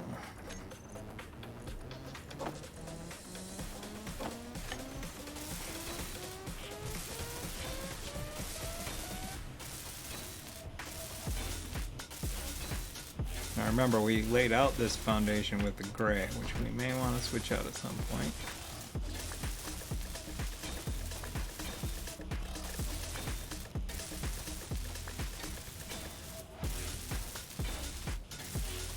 So one of the things that I was kind of telling somebody the other day was, or actually I think it was in one of my other streams, is remember that, so in my inventory, like I have, let me grab some more steel plate and I'll show you what I'm about to talk about here.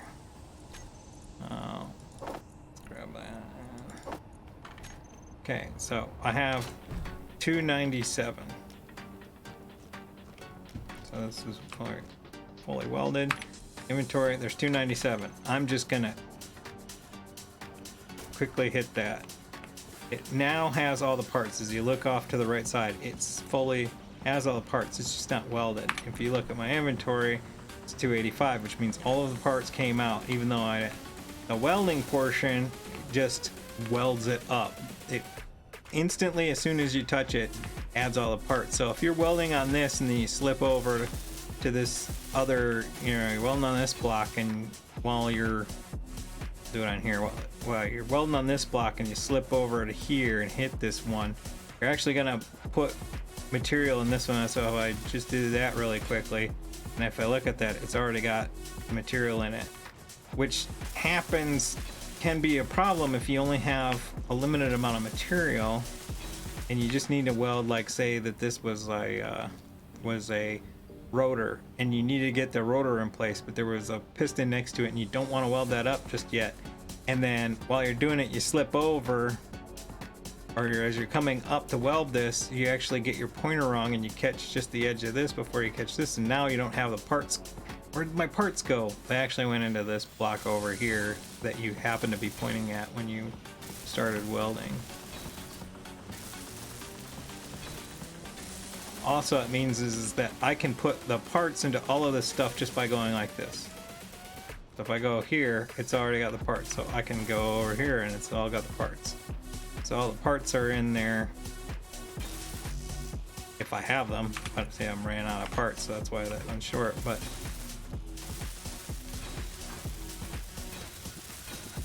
so one way that people do kind of like fast welding is they do kind of what I call a wipe. I'll show you that in a second as I charge up. Actually, I think I can get steel plates through here, yes.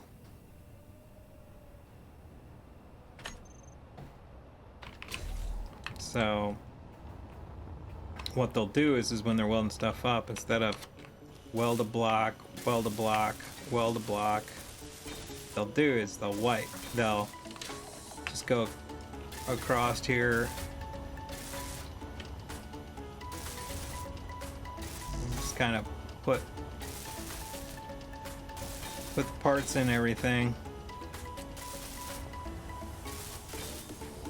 and then once they're done kind of wiping, then they'll go through and slow down a bit and finish welding up all the stuff. It's annoying to me and I can't really do it because I lose track and it's just like, oh my eyes, what is going on? I tend to do one block at a time. But this is like they'll run across blocks and stuff like that, and I'm like, what is going on? And I don't know anything of what's got parts and what's don't. I can't keep track of anything that's going on here.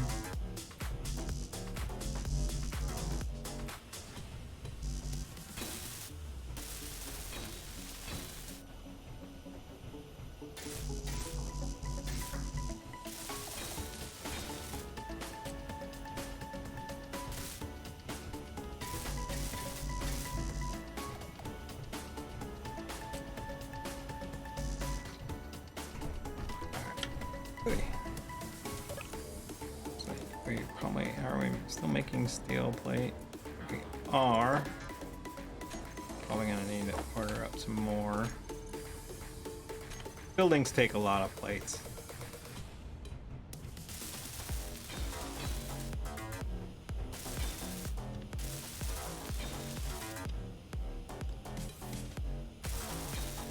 Yeah, I'm not completely sold on this color yet, but we'll see how it looks once it's done.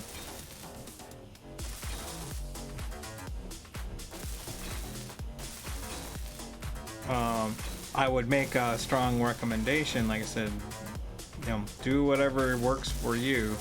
I make a strong recommendation of try, particularly in the early stages, use as many different colors and skins and block types as you can to get used to them, to get an idea of what works where.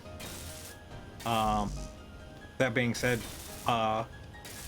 particularly with survival, people tend to just kind of go very minimalistic, and they just build they don't really build a base so much as they build the other stuff over there, like all the utility stuff, containers, refineries, and stuff like that. And they don't really build too many bases. And I really strongly encourage early on doing base builds. As you can see, it doesn't take a whole lot of work to get a lot of base materials going. I mean, I did not put a lot of work in this, and you don't need a whole lot of base materials. I did 1 piston up, 4 pistons down, drilled into where there was ice and iron. I'm pretty much going to be able to build a good portion of all the stuff that I want to do with that.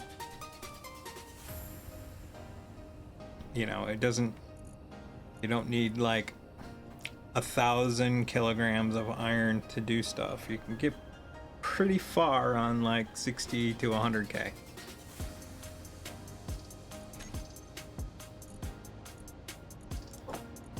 And it's not to say that you don't mine that much. It's, hey man, if you want to store it, mine as much as you like. You do you.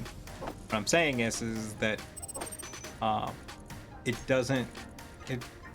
you can get pretty far on a small amount of material if you run a little lean.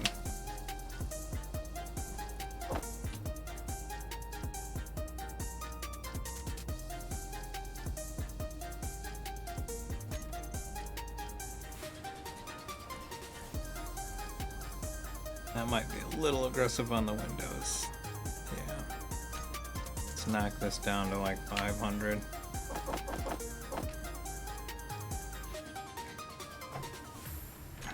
The angle ones take about 35 a piece. Yeah, and I'm not gonna go through and count. I know that there's probably about, I think there's 10 on either side. No, 8. 8, 16, 24, plus 5, 29, so say about 30 times 35, so it's about 1,000. So actually I need more silicon. Did I? No. Do I even have silicon around here? What's down here? That's more iron. I have some holes around here. What's this marking? Generic BS, yeah. There's a hole over here. I bet you that's my cobalt.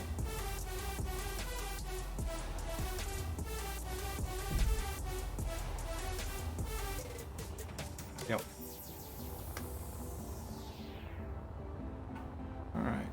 we're gonna need just about a handful more of silicon to kind of get all our windows done. So it's time to run this miner.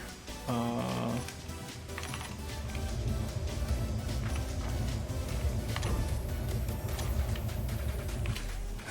don't want to landing gear out of phase, you little bastard.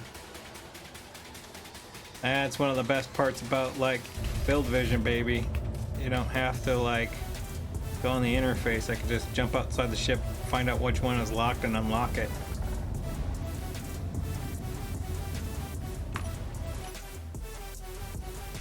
All right, let's find some of this silicon action.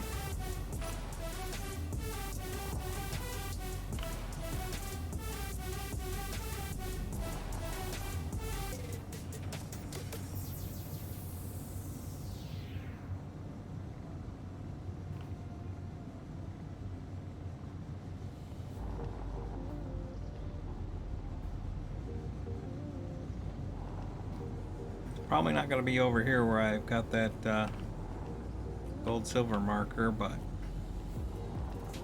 let's start. I don't want to get too high because my ore detector, even with the ore detector mod, because it's a small grid, there's nickel, and I bet you it's going to be over by that nickel.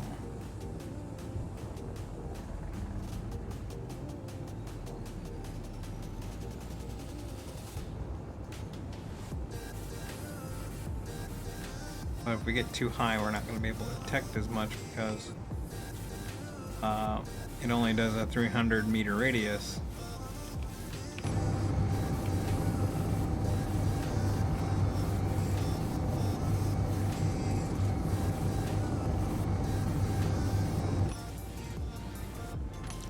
Let's slow this down a bit. Oop. Oh, I may have crashed it. Yep. All right. Technical screen. This is not a surprise because, and it's not because anything I was doing in here was wrong or anything like that. It actually had to do with what I was playing previously. I was playing on a server prior to loading this up, and so my computer's been running this pretty hard for a while, and then me starting this game up means that I restarted, but I may have needed to kind of like fully restart my computer, and I didn't. So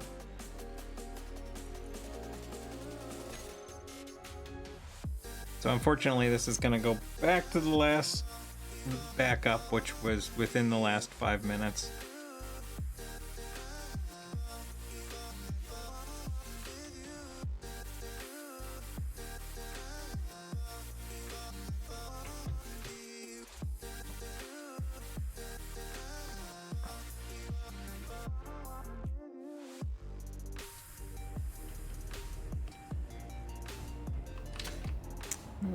Alright, let's just get back in here and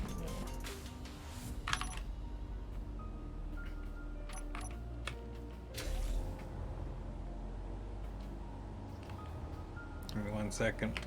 Start where I left off here.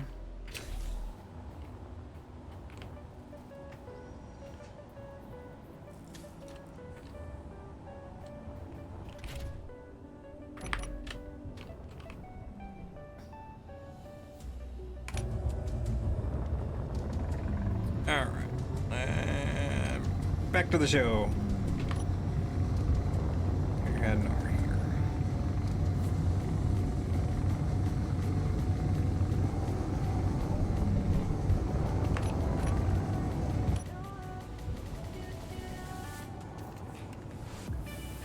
Looking for that sweet, sweet silicon action.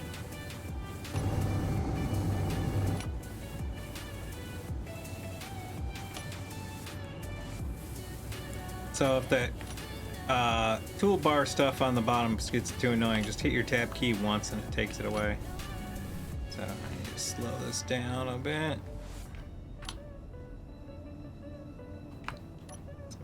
Ore detector's off, that's why.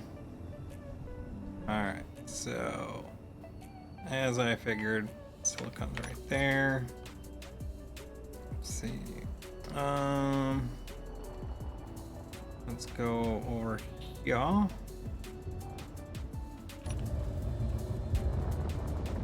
Find a nice, that's a good spot. Down about 10 here.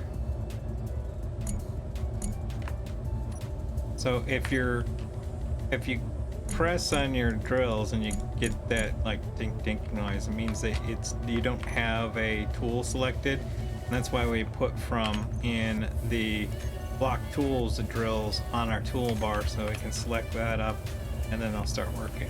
So I'll put that silicon in between our pointer and our horizon, and we'll just keep it right there. We do that because we don't have a whole lot of reverse thrust, so we want to kind of gently come into the silicon instead of coming at it like directly. And as we get closer and closer, the gap in between the horizon and the needle will start to minimize.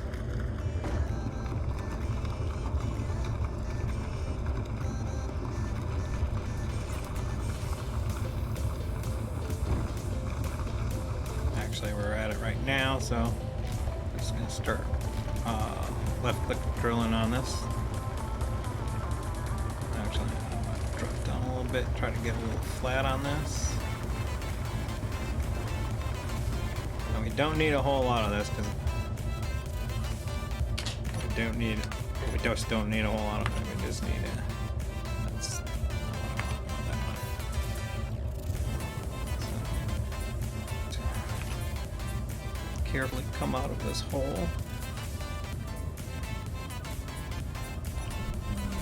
One of the other things that you're going to notice that and I believe it's BuildInfo does, if you notice the drill icon at the bottom, the inventory now listed below is what is on the ship, not on me. And it actually breaks it out, so you can tell by the lines at the bottom how much stuff you have on board. Still not put a GPS marker on the base. I seem to remember last time coming into the base on the bitter end of that battery. I mean, it's been sitting there for a while, so we have actually a decent charge now, so.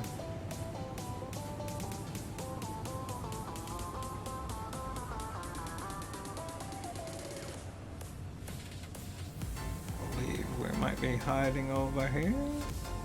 No. How about over here? See, it was like right there. See, this is what happens when you don't put, you know what I need to do? I need to put an antenna on that bad boy. There it is. It wasn't that alcove, I just didn't look far enough. Hard enough. Come on. You can do it.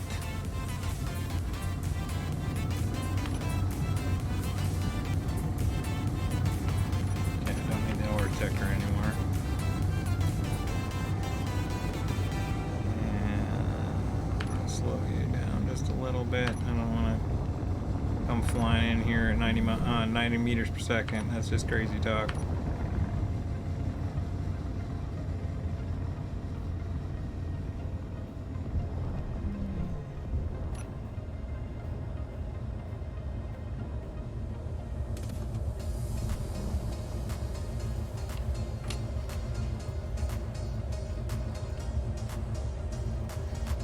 Again, it always makes me giggle to watch other people struggle to get onto a connector. And you see that I took like 2 seconds to do it. Cameras, man, cameras. That's all I gotta say about that. Alright. Cool, that silicon jumped right into that refinery. Excellent. Is our... Alright, we're still making this. Let's put our glass production up in front. Got this. So let's try to get some of the, much of the girder stuff done as we can. That's good.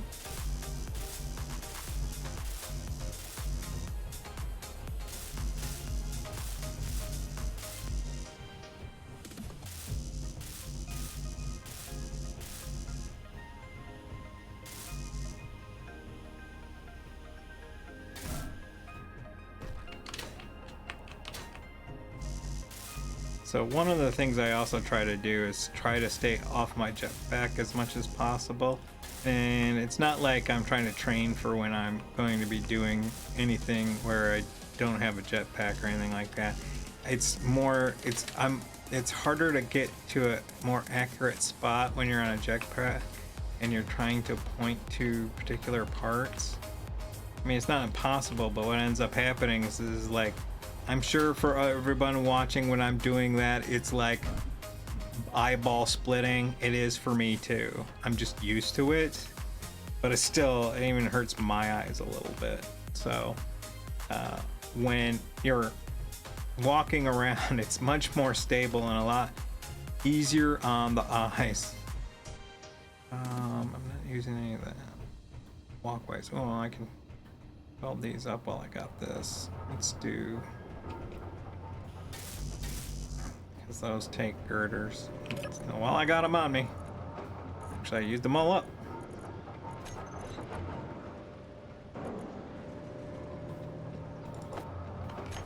Now the problem is these the glass, you can, in a standard inventory pack, cannot carry that much. I got 128 and I got a 35 that goes in each window, so I'm only gonna do like 4 or 5. Yeah, it looks like 4 windows a shot. Actually, yeah.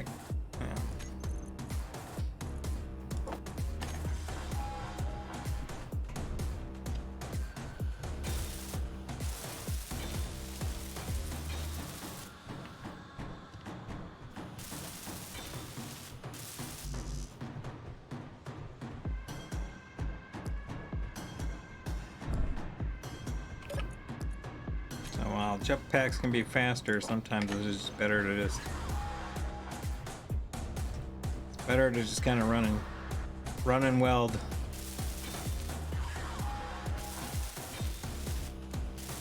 Easier on the brain.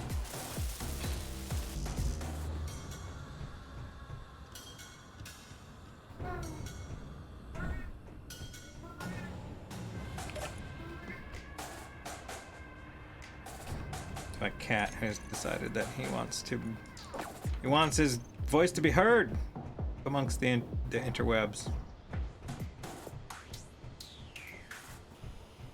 It's more like, I'm about to lay down. Do you want to pet me before I lay down? And then he'll look over and go, oh, I see you're busy. Okay, I'll leave you alone. Until he really demands it. Then he'll come over and start tapping me on the shoulder. Hey, buddy. I know you're busy and all, but I've got needs. And you can fulfill those needs with a hand to pet me. Cats are weird.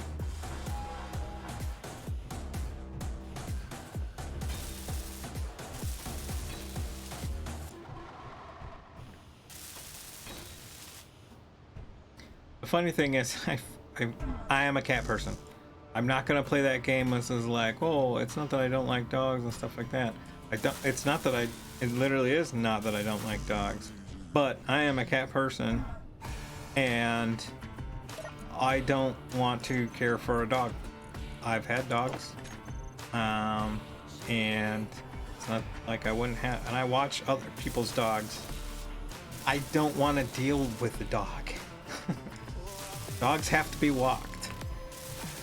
Dogs require way more, are not independent. If I need a needy person in my life, I will go get one.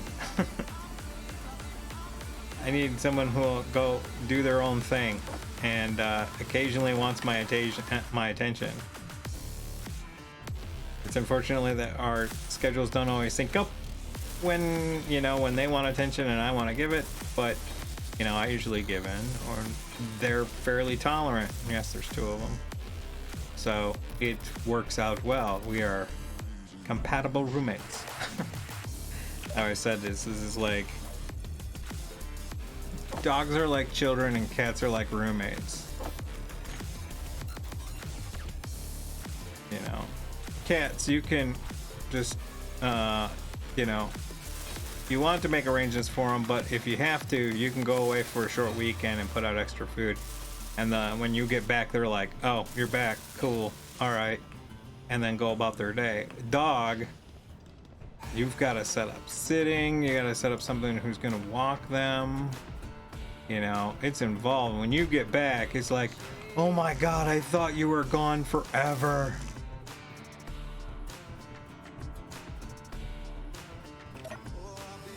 Yeah, I'm good.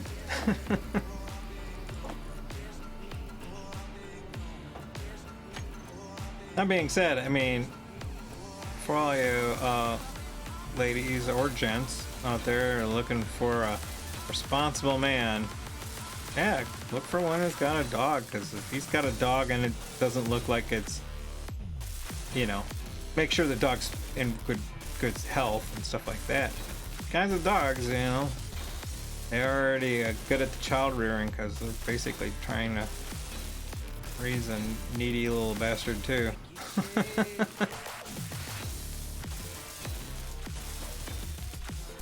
Guys with cats, man, it's just, man,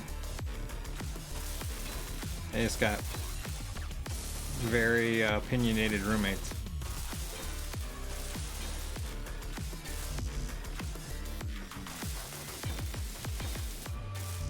The other thing that's great about using like half blocks for like as much as you possibly can, besides the efficiency, is they're quicker to weld. They take less plates, and you know, they weld quicker. So, and that's just to be said on a lot of the custom blocks, is that one of the beauties of using like a corner block, like a half block versus a, you know, or a corner block versus a whole block, isn't just how it looks in the form. Literally the fact that they'll weld up so much faster.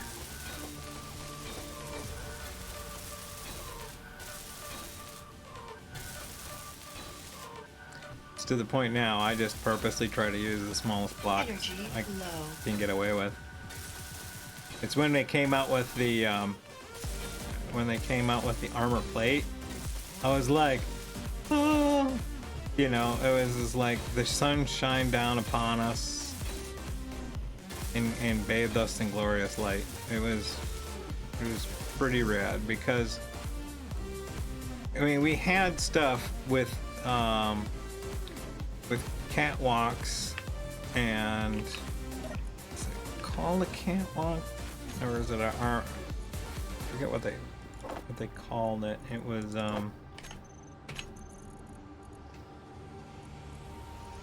so before, all we had was the steel catwalk, and then about 3 years ago, 2 years ago, they added the graded catwalk, and so those were great.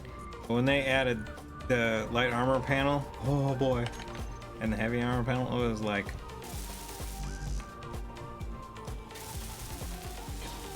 change of gameplay, man. It was that level of awesome. One of the things I need to do, like right now, or very soon, is get some of the steel plate off me.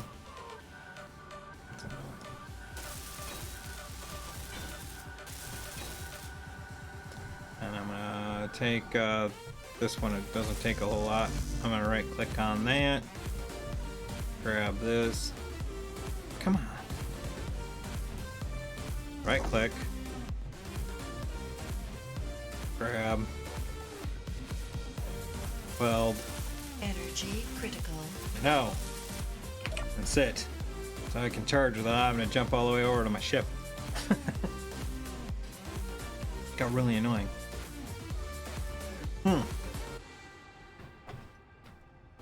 Which reminds me, the thing that I wanted to add in to here, which is something I always want to add, and I gotta figure out where I'm gonna stick it. I want to put a survival kit in here.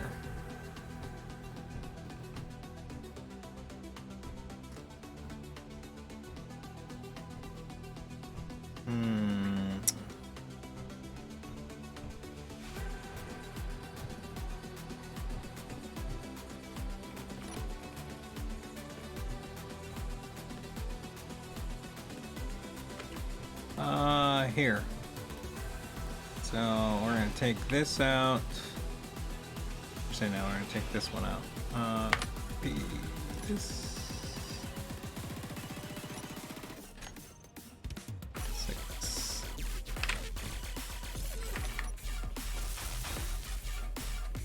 Let's see. We'll just do a clean white.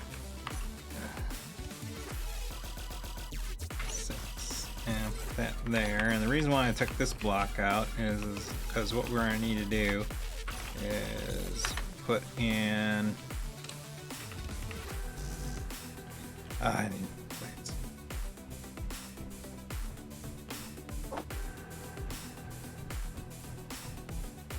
gonna put this here and that there. I always like to pipe my, I mean, you don't have to pipe your survival kits, but I like to have them piped so that like when you're charging your health and what have you, let's do it right about here. I need to get under here. But when you're charging up your suit or you're recovering your health, it's nice to be able to fill your suit hydrogen, and you can also use that as an access point for parts. And then there's the whole thing about like I did it again. I get twisted underground real easy. Actually wanted to go this way.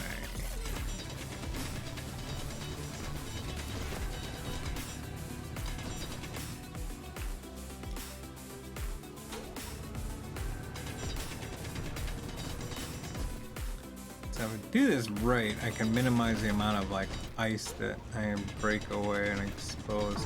I'm trying to like keep things clean. Doesn't usually work out too well, but I try. Okay, that's good. And you'll see what I mean when I come out.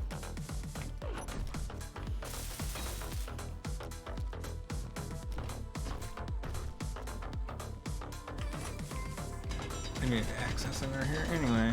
It's like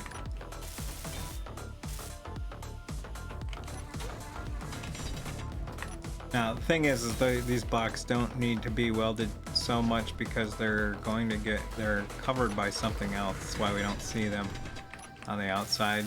So, but I like to have them covered because if the block that is protecting it goes away, it can be a pain in the ass to try to figure out why you lost airtight integrity. Not that we have to worry about that. We're in a breathable environment. But I also like being federal. Damn it. And don't get too close to a block with the drill because it will break and it'll scare the crap out of you.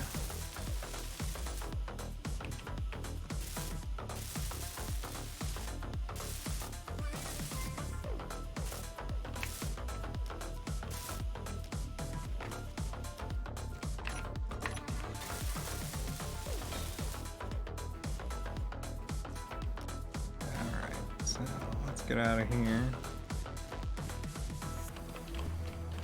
So what you'll see is like, yeah, here's that area where I kind of came out a little bit, and then you can kind of see on either side of this. And so if I want to make it look clean, I'll have to cover that up. Not that important, but it can be kind of annoying. Let's see where actually. See if I'm using, so that's all plugged in, so I can take this out. And it's the problem with like doing this is just like you gotta be cautious grinding around stuff. It tends to break stuff. Drills are a little aggressive.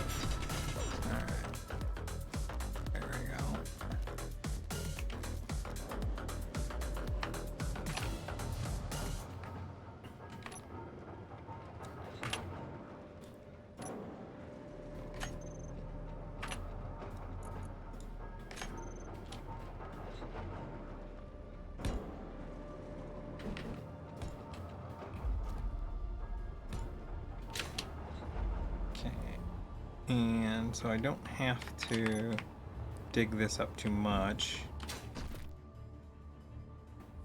We're going to kind of weld those as we go.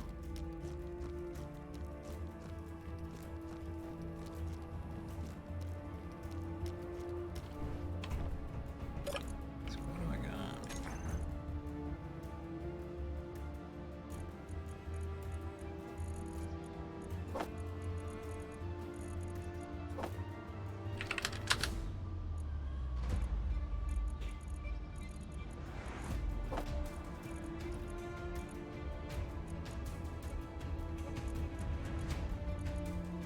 Yeah, just leave that there for right now. Need to sort everything around, but it's not that big of a deal.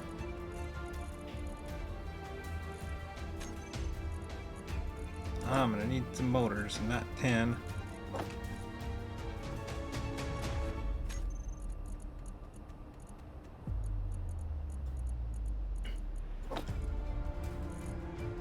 Grab another. And oh, I need more construction components. Jeez, where are they all at? Probably stuck some other random place. Yeah, we're running out of inventory room in the cargo area. That's because of this. That's what I mean. Didn't want to spend a whole lot of time in menus, but everything gets out of order and then you run out of space and stuff.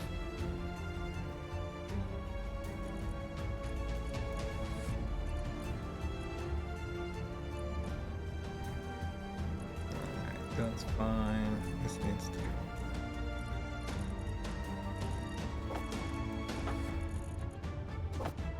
Of course, it's mostly the steel plate that's taking up a lot of the space. Let's move that over there for right now.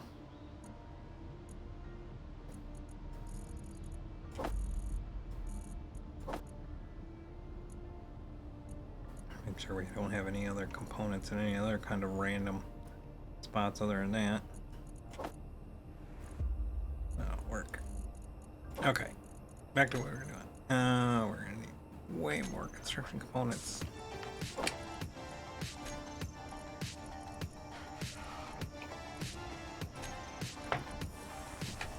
And tubes.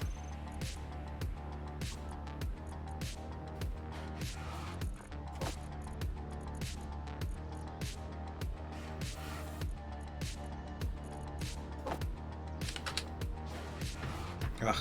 Alright. Let's weld what we got. We're gonna have to come back for more.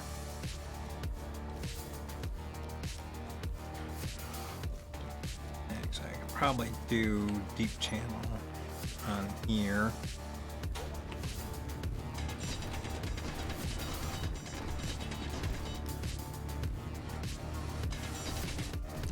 So that way I can get under it to weld it.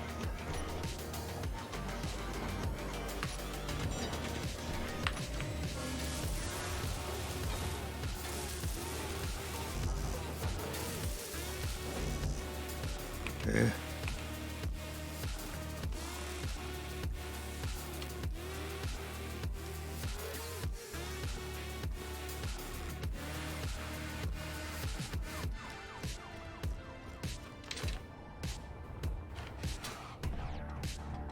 So I can put that block back.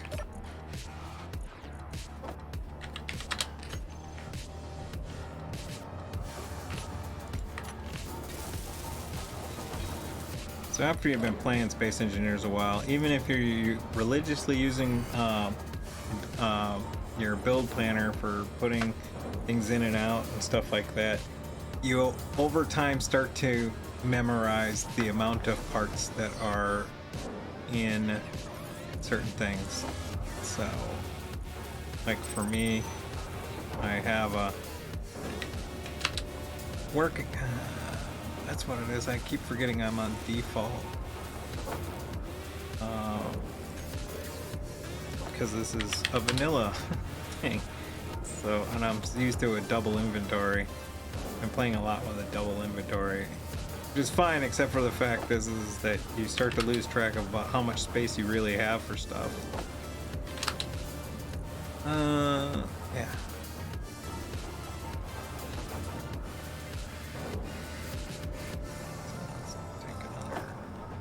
and the interior plates, which is the bane of my existence, they take up so much more space, even though they take less material to make.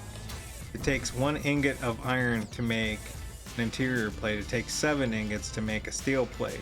Yet I can carry more steel plate than I can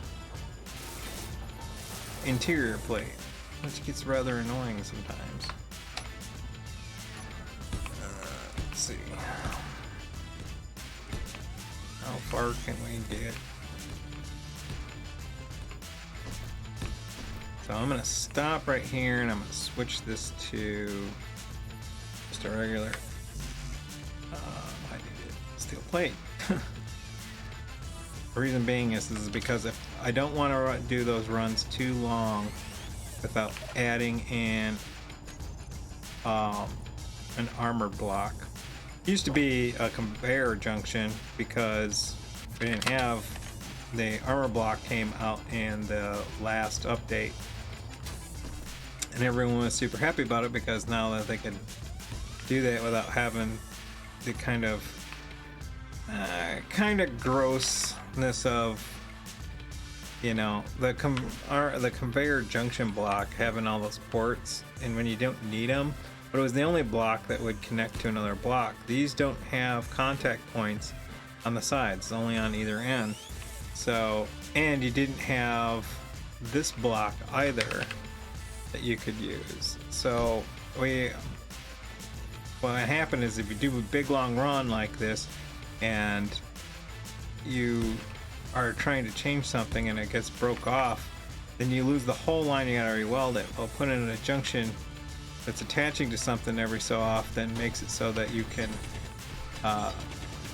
you can cut out a section and not lose the whole thing. You can just like take out one block and it's not gonna fall apart on you. I mean, it's not the best example, but it's one that's pertinent when it happens to you. You're like, especially if you do a run of like 20 of them and then you think that they're all connected, but come to find out the one at the other end isn't actually connected, and you're like, oh, I'll just cut this off and swap it out, and then the whole line falls off and you're like, ugh. I gotta put the whole thing in, particularly if you've already welded it all up, and then you gotta go through the whole line again. You're like, I hate my life. That's the other thing too, is like when you're like designing something like say a new ship or a new rover or something like that, and then you build it on a landing gear or something like that, and then you don't weld it up, and then you accidentally weld that the block that it's attached to or that landing gear, and all of a sudden the whole grid falls over and you're like and you gotta kind of start all over again. It's kind of heartbreaking. It's like a sad part of a movie.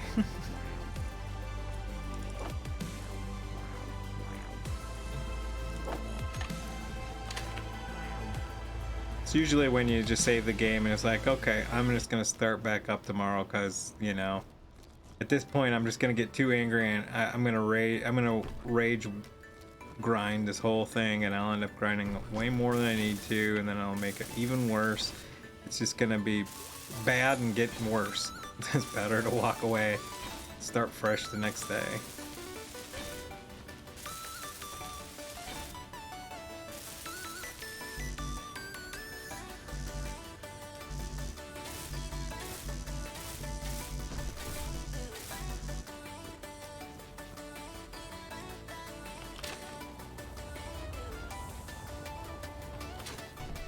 So what I'll do, and I've said this before, is what I'll do is I'll grab extra parts. And so when I finally make it back to here with parts, then I know I don't need them anymore. And then I don't have to grab those parts anymore. And eventually I get through the whole thing. It's one way of doing it without having to click like You can only put 6 parts into build planner at a time, so you can run out of parts in there really easy, whereas I can actually do like a little bit more at a time. Energy low. Just grabbing a whole bunch of parts.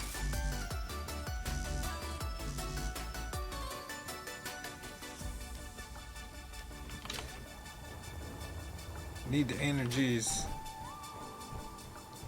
Luckily we put in that seat. Might be done with motors, so that's good. And tubes.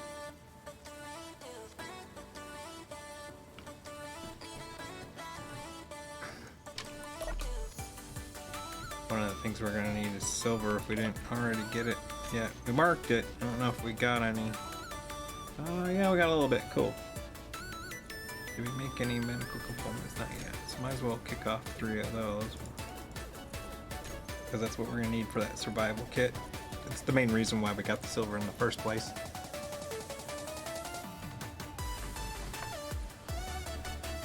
Alright, let's start some more of that. We can put this away and that away. We need probably 10 of that.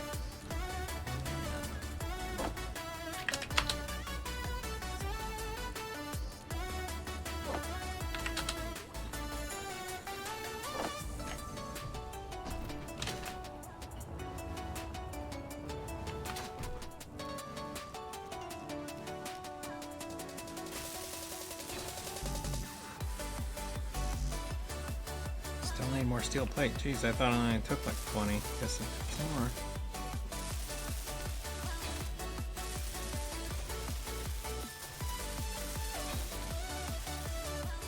Takes care of that.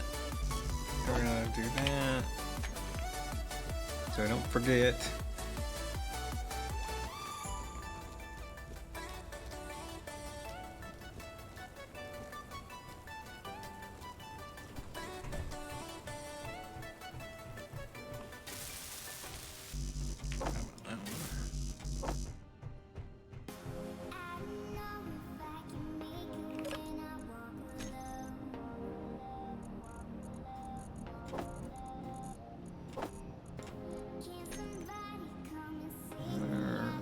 Hasn't gotten to it yet, so let's move that out of the way.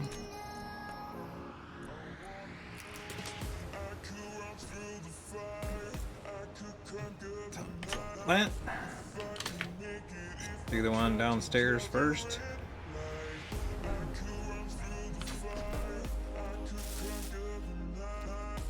So we're green all the way up, which means that we're good until we get to the conveyor junction.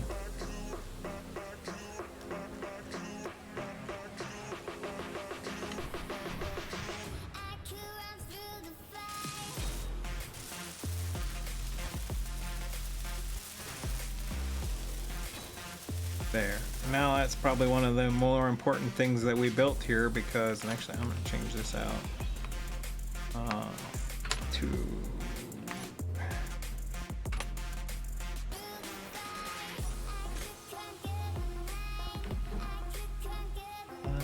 yeah.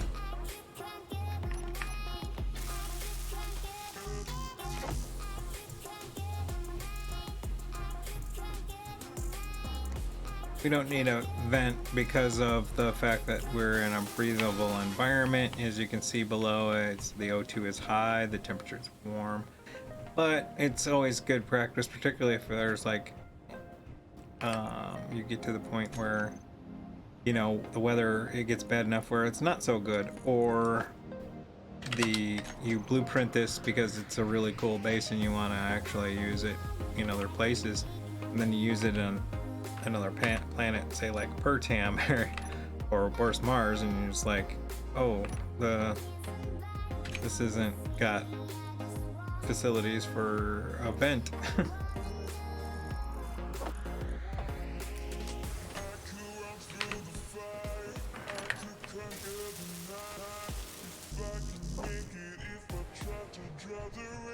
Plus, that's it's also the way that I check to see if that, if I in fact got everything like welded and everything like that. This is when this is airtight.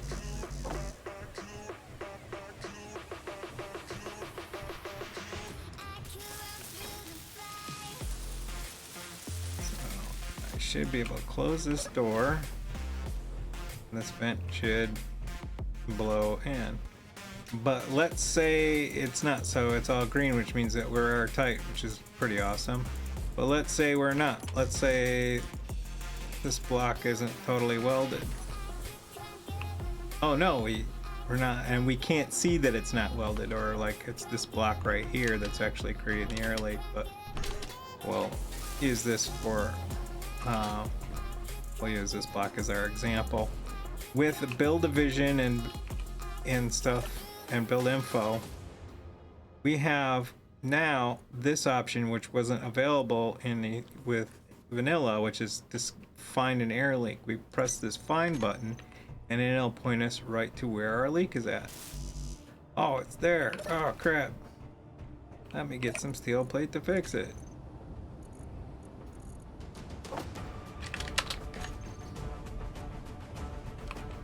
So close that, weld that. It should stop when we go back to our event, and we're green. It's really handy when you're building a really big complex ship and you can't figure out where you're losing airtight integrity. We're looking pretty good. This is like, we're gonna be welding a lot of stuff in and out, so we're just gonna turn this off right now. Open up this door. We're gonna be doing all this ancillary stuff, which takes, almost all of this takes interior plate. I don't think there's anything that actually takes steel plate, but I'm gonna just check it all anyway.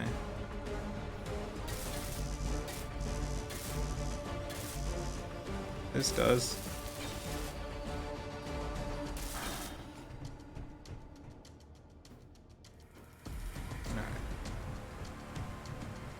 So what I can do is, if I wanted to, I can now, through this port, go in and access stuff through the inventory.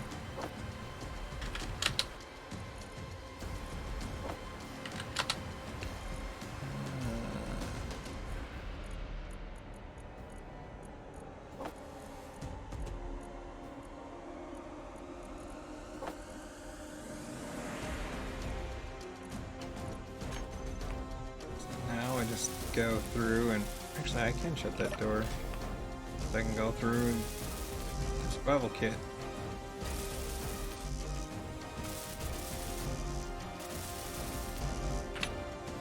Turn.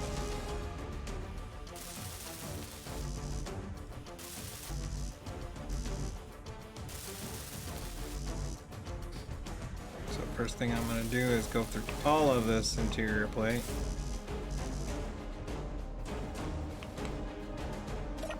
Probably a couple of times.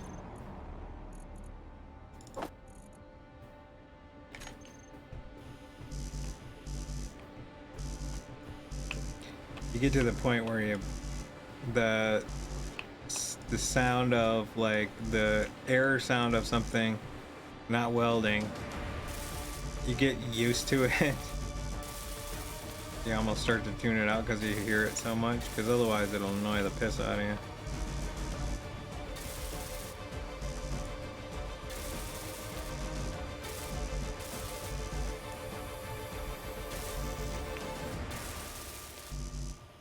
Actually, that needs steel plate. Forgot about that door. Grab like 30.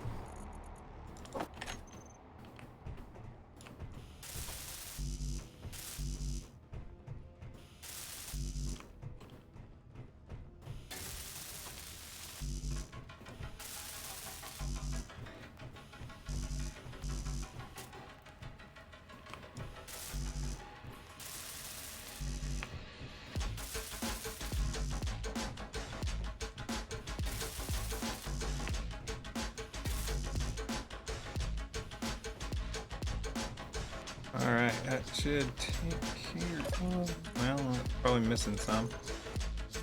So we'll grab another 20. Then we'll just grab all this.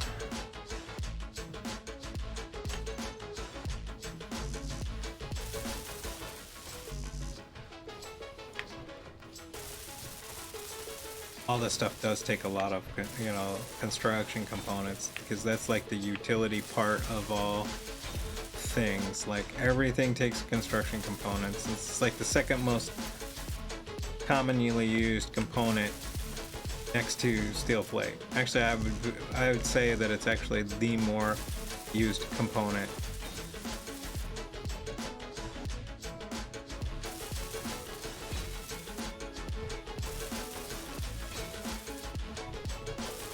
Has just about everything but like blocks. It's very rare to find something that doesn't use construction components.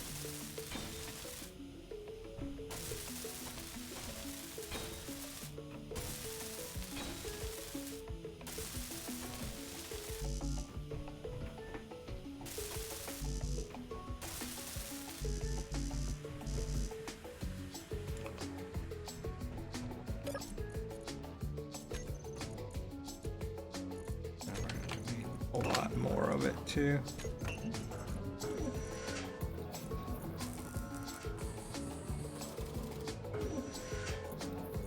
think I have enough space now to move that up there. Oh, while we're waiting on that, let's grab 200 of that.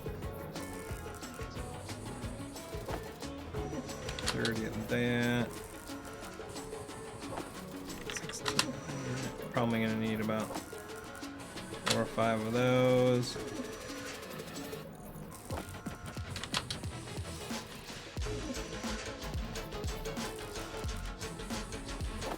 Grab it.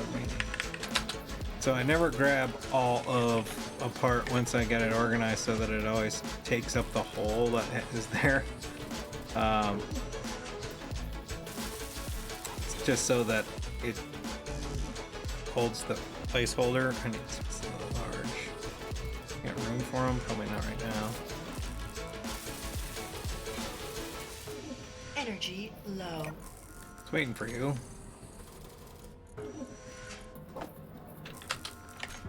Oh, only 5. Bah.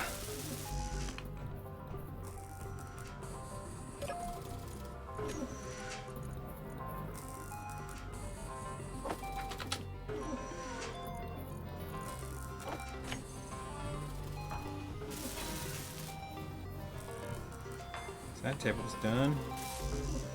That needs more displays. I forgot that takes the displays take a lot of displays.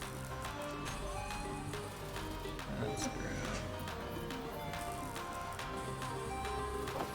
5 of those and get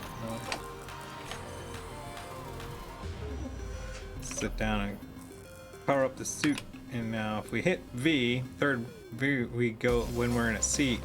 Then we get the outside view of a base, and we can, and because it's not, you can see that we have a menu bar down there, but in regular seats, not control seats, if we hit G, all we get is the emotes. We don't get the option to actually like put stuff into it. So if you want a seat that you can actually like program actions into, you have to use a control block, a console block. And that's going to be things like the control seat, control station, flight seat, not the passenger seat. That one, that doesn't. That one's just like one of these seats. It was actually the seat before these seats existed.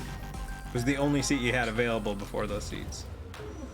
All right, so this, that's done. That's done. That's done. Couch is done. Couch is done. Need more displays, of course, because, you know, displays. Move you over here.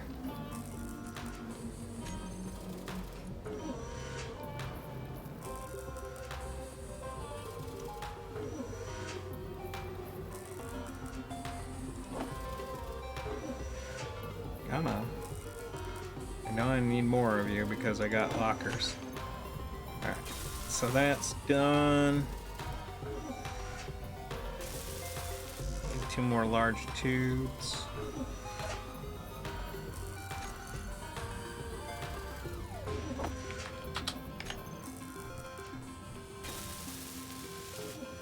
That's a bathroom, and we all know why we need large tubes for the bathroom. 4 more glass. Have 4 more glass? Sure. And we're gonna throw another 100 on the Barbie there. What are we producing in? Oh, we're doing it. I wonder.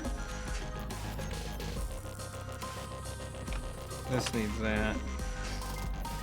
It goes way faster.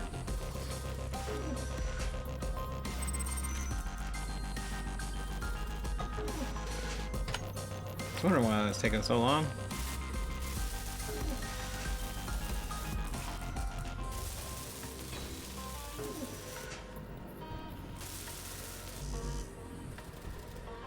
What was the other thing?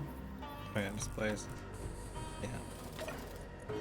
One of the other things too is good to kind of know what goes into things, because there are going to be times when you've got a wrecked ship or something like that, and you need to repair something like a control panel or something like that. You need to be able to access this. You know, your ship is down, you have no way to control it, and you're desperately looking for a way to do it. And it's just like, all I need is 3 displays or 10 computers, and you're like scrambling around and pointing at part things. Is it's like, do you have displays? Do you have computer parts? What is it? What is it? But if you know, you can just visualize, you know, while you're walking through space, and it's like, oh, there's some lockers. Those have displays in them. You know, here's a screen. It's got some computers in it. You know, you don't have to. I mean, obviously, if you know, push comes to shove, you're just gonna run around and point at everything anyway. But if you can know ahead of time, it pays dividends.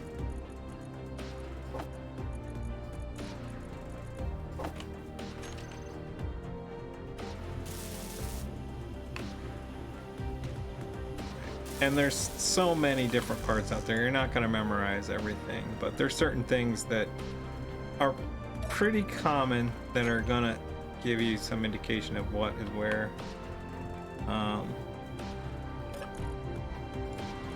And one of the things I like is when they design the parts in Space Engineers, they use some levels of conventions. Okay, so it uses bulletproof glass, where you can see that there's a glass portion in it, so it makes sense. You know, the tubes, because if you look down here, there's small tubes.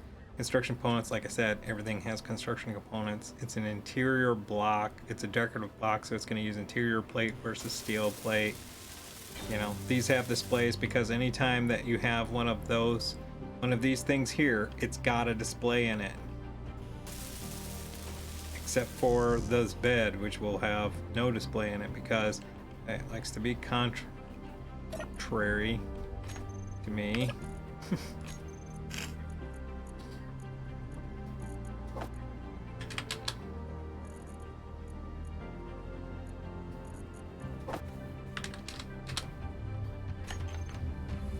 But yeah, like the bed, it's got glass in it because of the glass panel back there, and small tubes because of the tubes.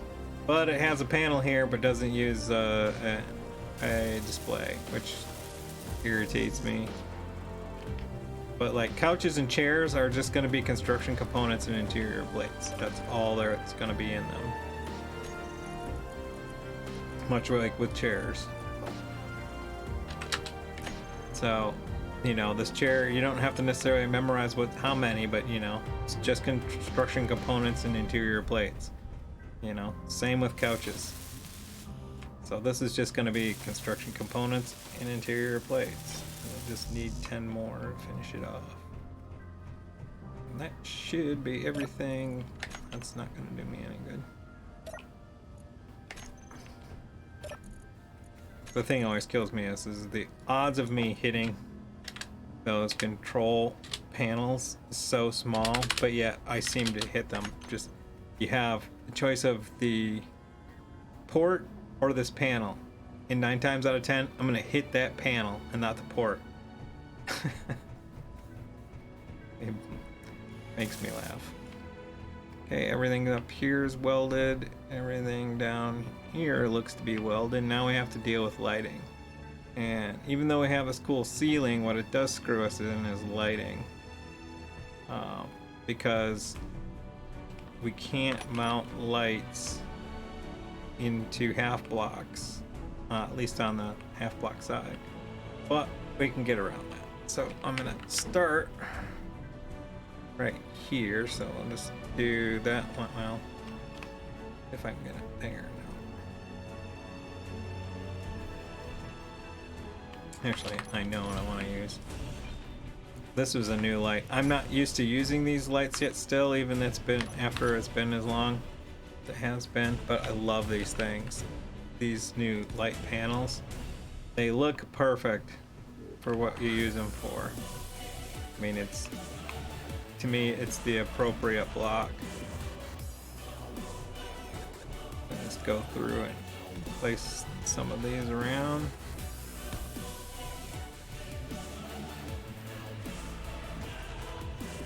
It's like a drop ceiling light, man. Now, do I have a block available to even put? So I've taken every single viable spot here. So what I'm going to do, actually, is take this out. And I'm going to put this, not there.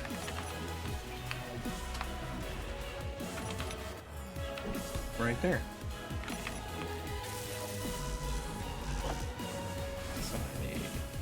Bunch of interior plates, so I can put everything else away.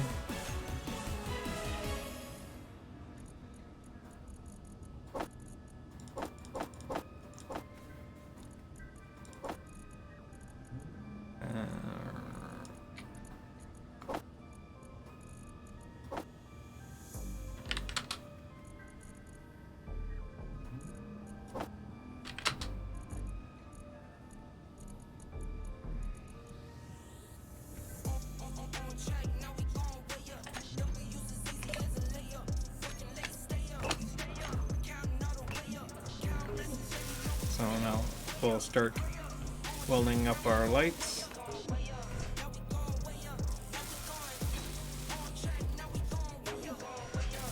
And what I'm going to do is I'm going to group all the lights except this last one up here. So I'm going to do that one differently.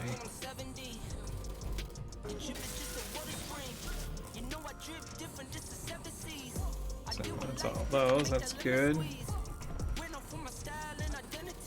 So I can sit just about anywhere, and I actually need that last one. So one of the great things about Build Vision, I just point at this light and light panel 7. Okay. So I'm gonna do this one. I'm just gonna say, what are we calling this? I haven't given it a name yet. First station. Oh, we'll just call it station. So station. Tab. Upstairs. Light. And what I'm gonna do is keep that one separate. I'm gonna hide this so it's not in the terminal, and I'm just gonna dim this right out by setting it to 50. So it's gonna be very, actually let's take it to 75. It's pretty dark. And I'll put this radius at 6.5. Fall off, actually it's 2, intensity is 2, and then that's done. And then the rest of these lights,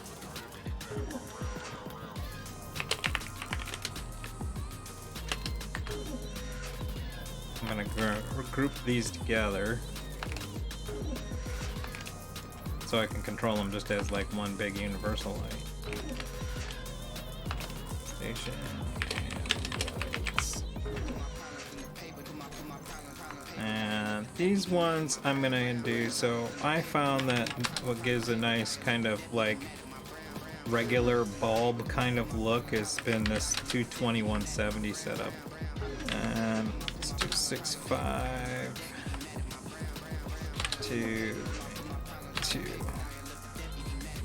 So now that I got that, I can take a look around. We'll see it better at night and just see that we got some dark spots, but it's not too bad. It lights everything up. Well, it's kind of gives a house feel. We might dump that up a bit, but you can see the light is still white up here, but it's going to be, because it's pointing sideways and we're going to look right at it, I dimmed it down a lot. So, and it's a room light, so we don't need it really bright. And next we might want to like do some color changes, so we might change this all to white, but something a little less. I wonder what this does. Actually, I've not seen this on. That's all right. Oh, that one bled over.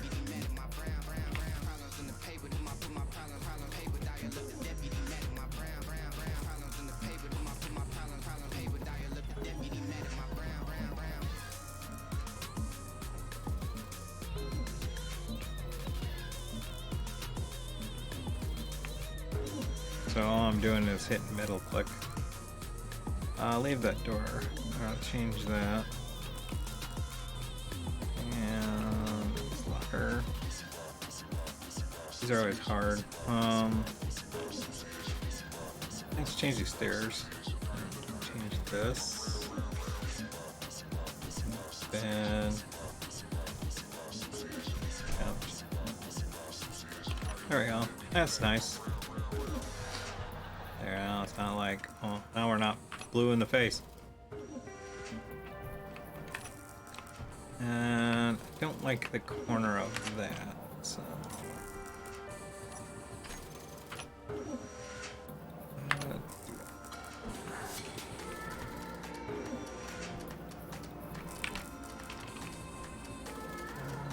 Why can't I do that? Why not have?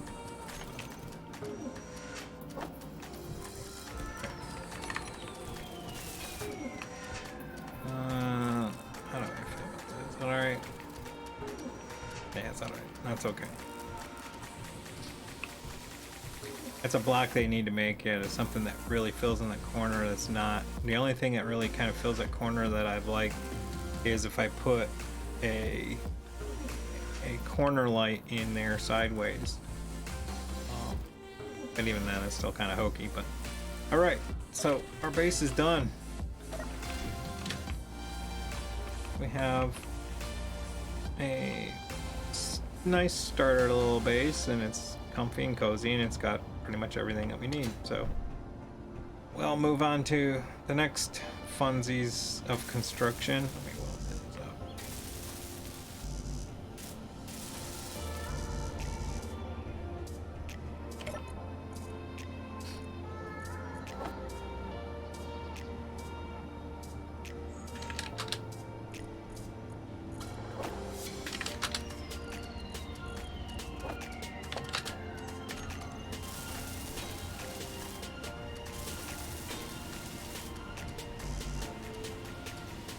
I got girders on here. That's unfortunate.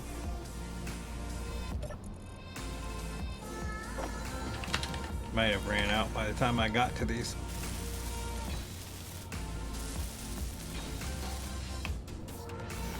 So let's put that back.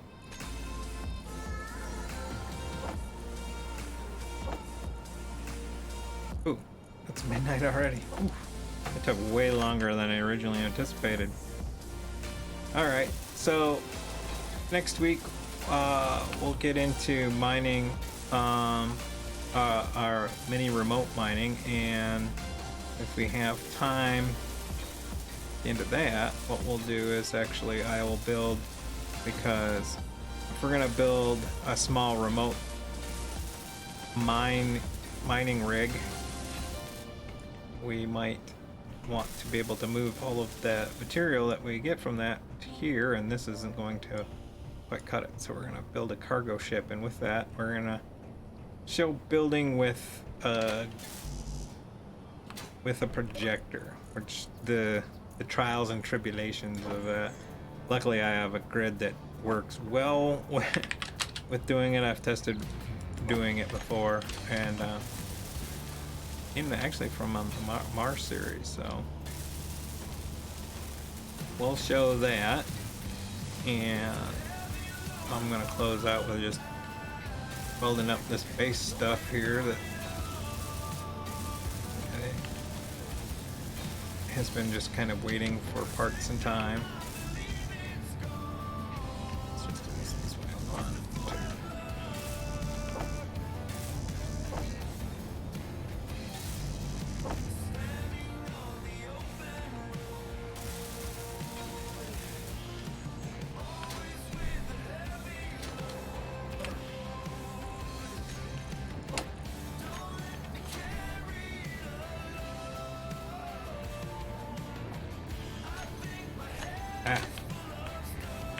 So, and if you want to see me working at full tilt, I don't know, spending a whole lot of time talking, catch me tomorrow with the finale of Escape from Mars and the start of a new series that's along the same lines. It's gonna be a little frosty. It'll be a little chilly. But you'll see what I'm talking about tomorrow. But until then, I will see you all later. Have a good one, everybody. Good night.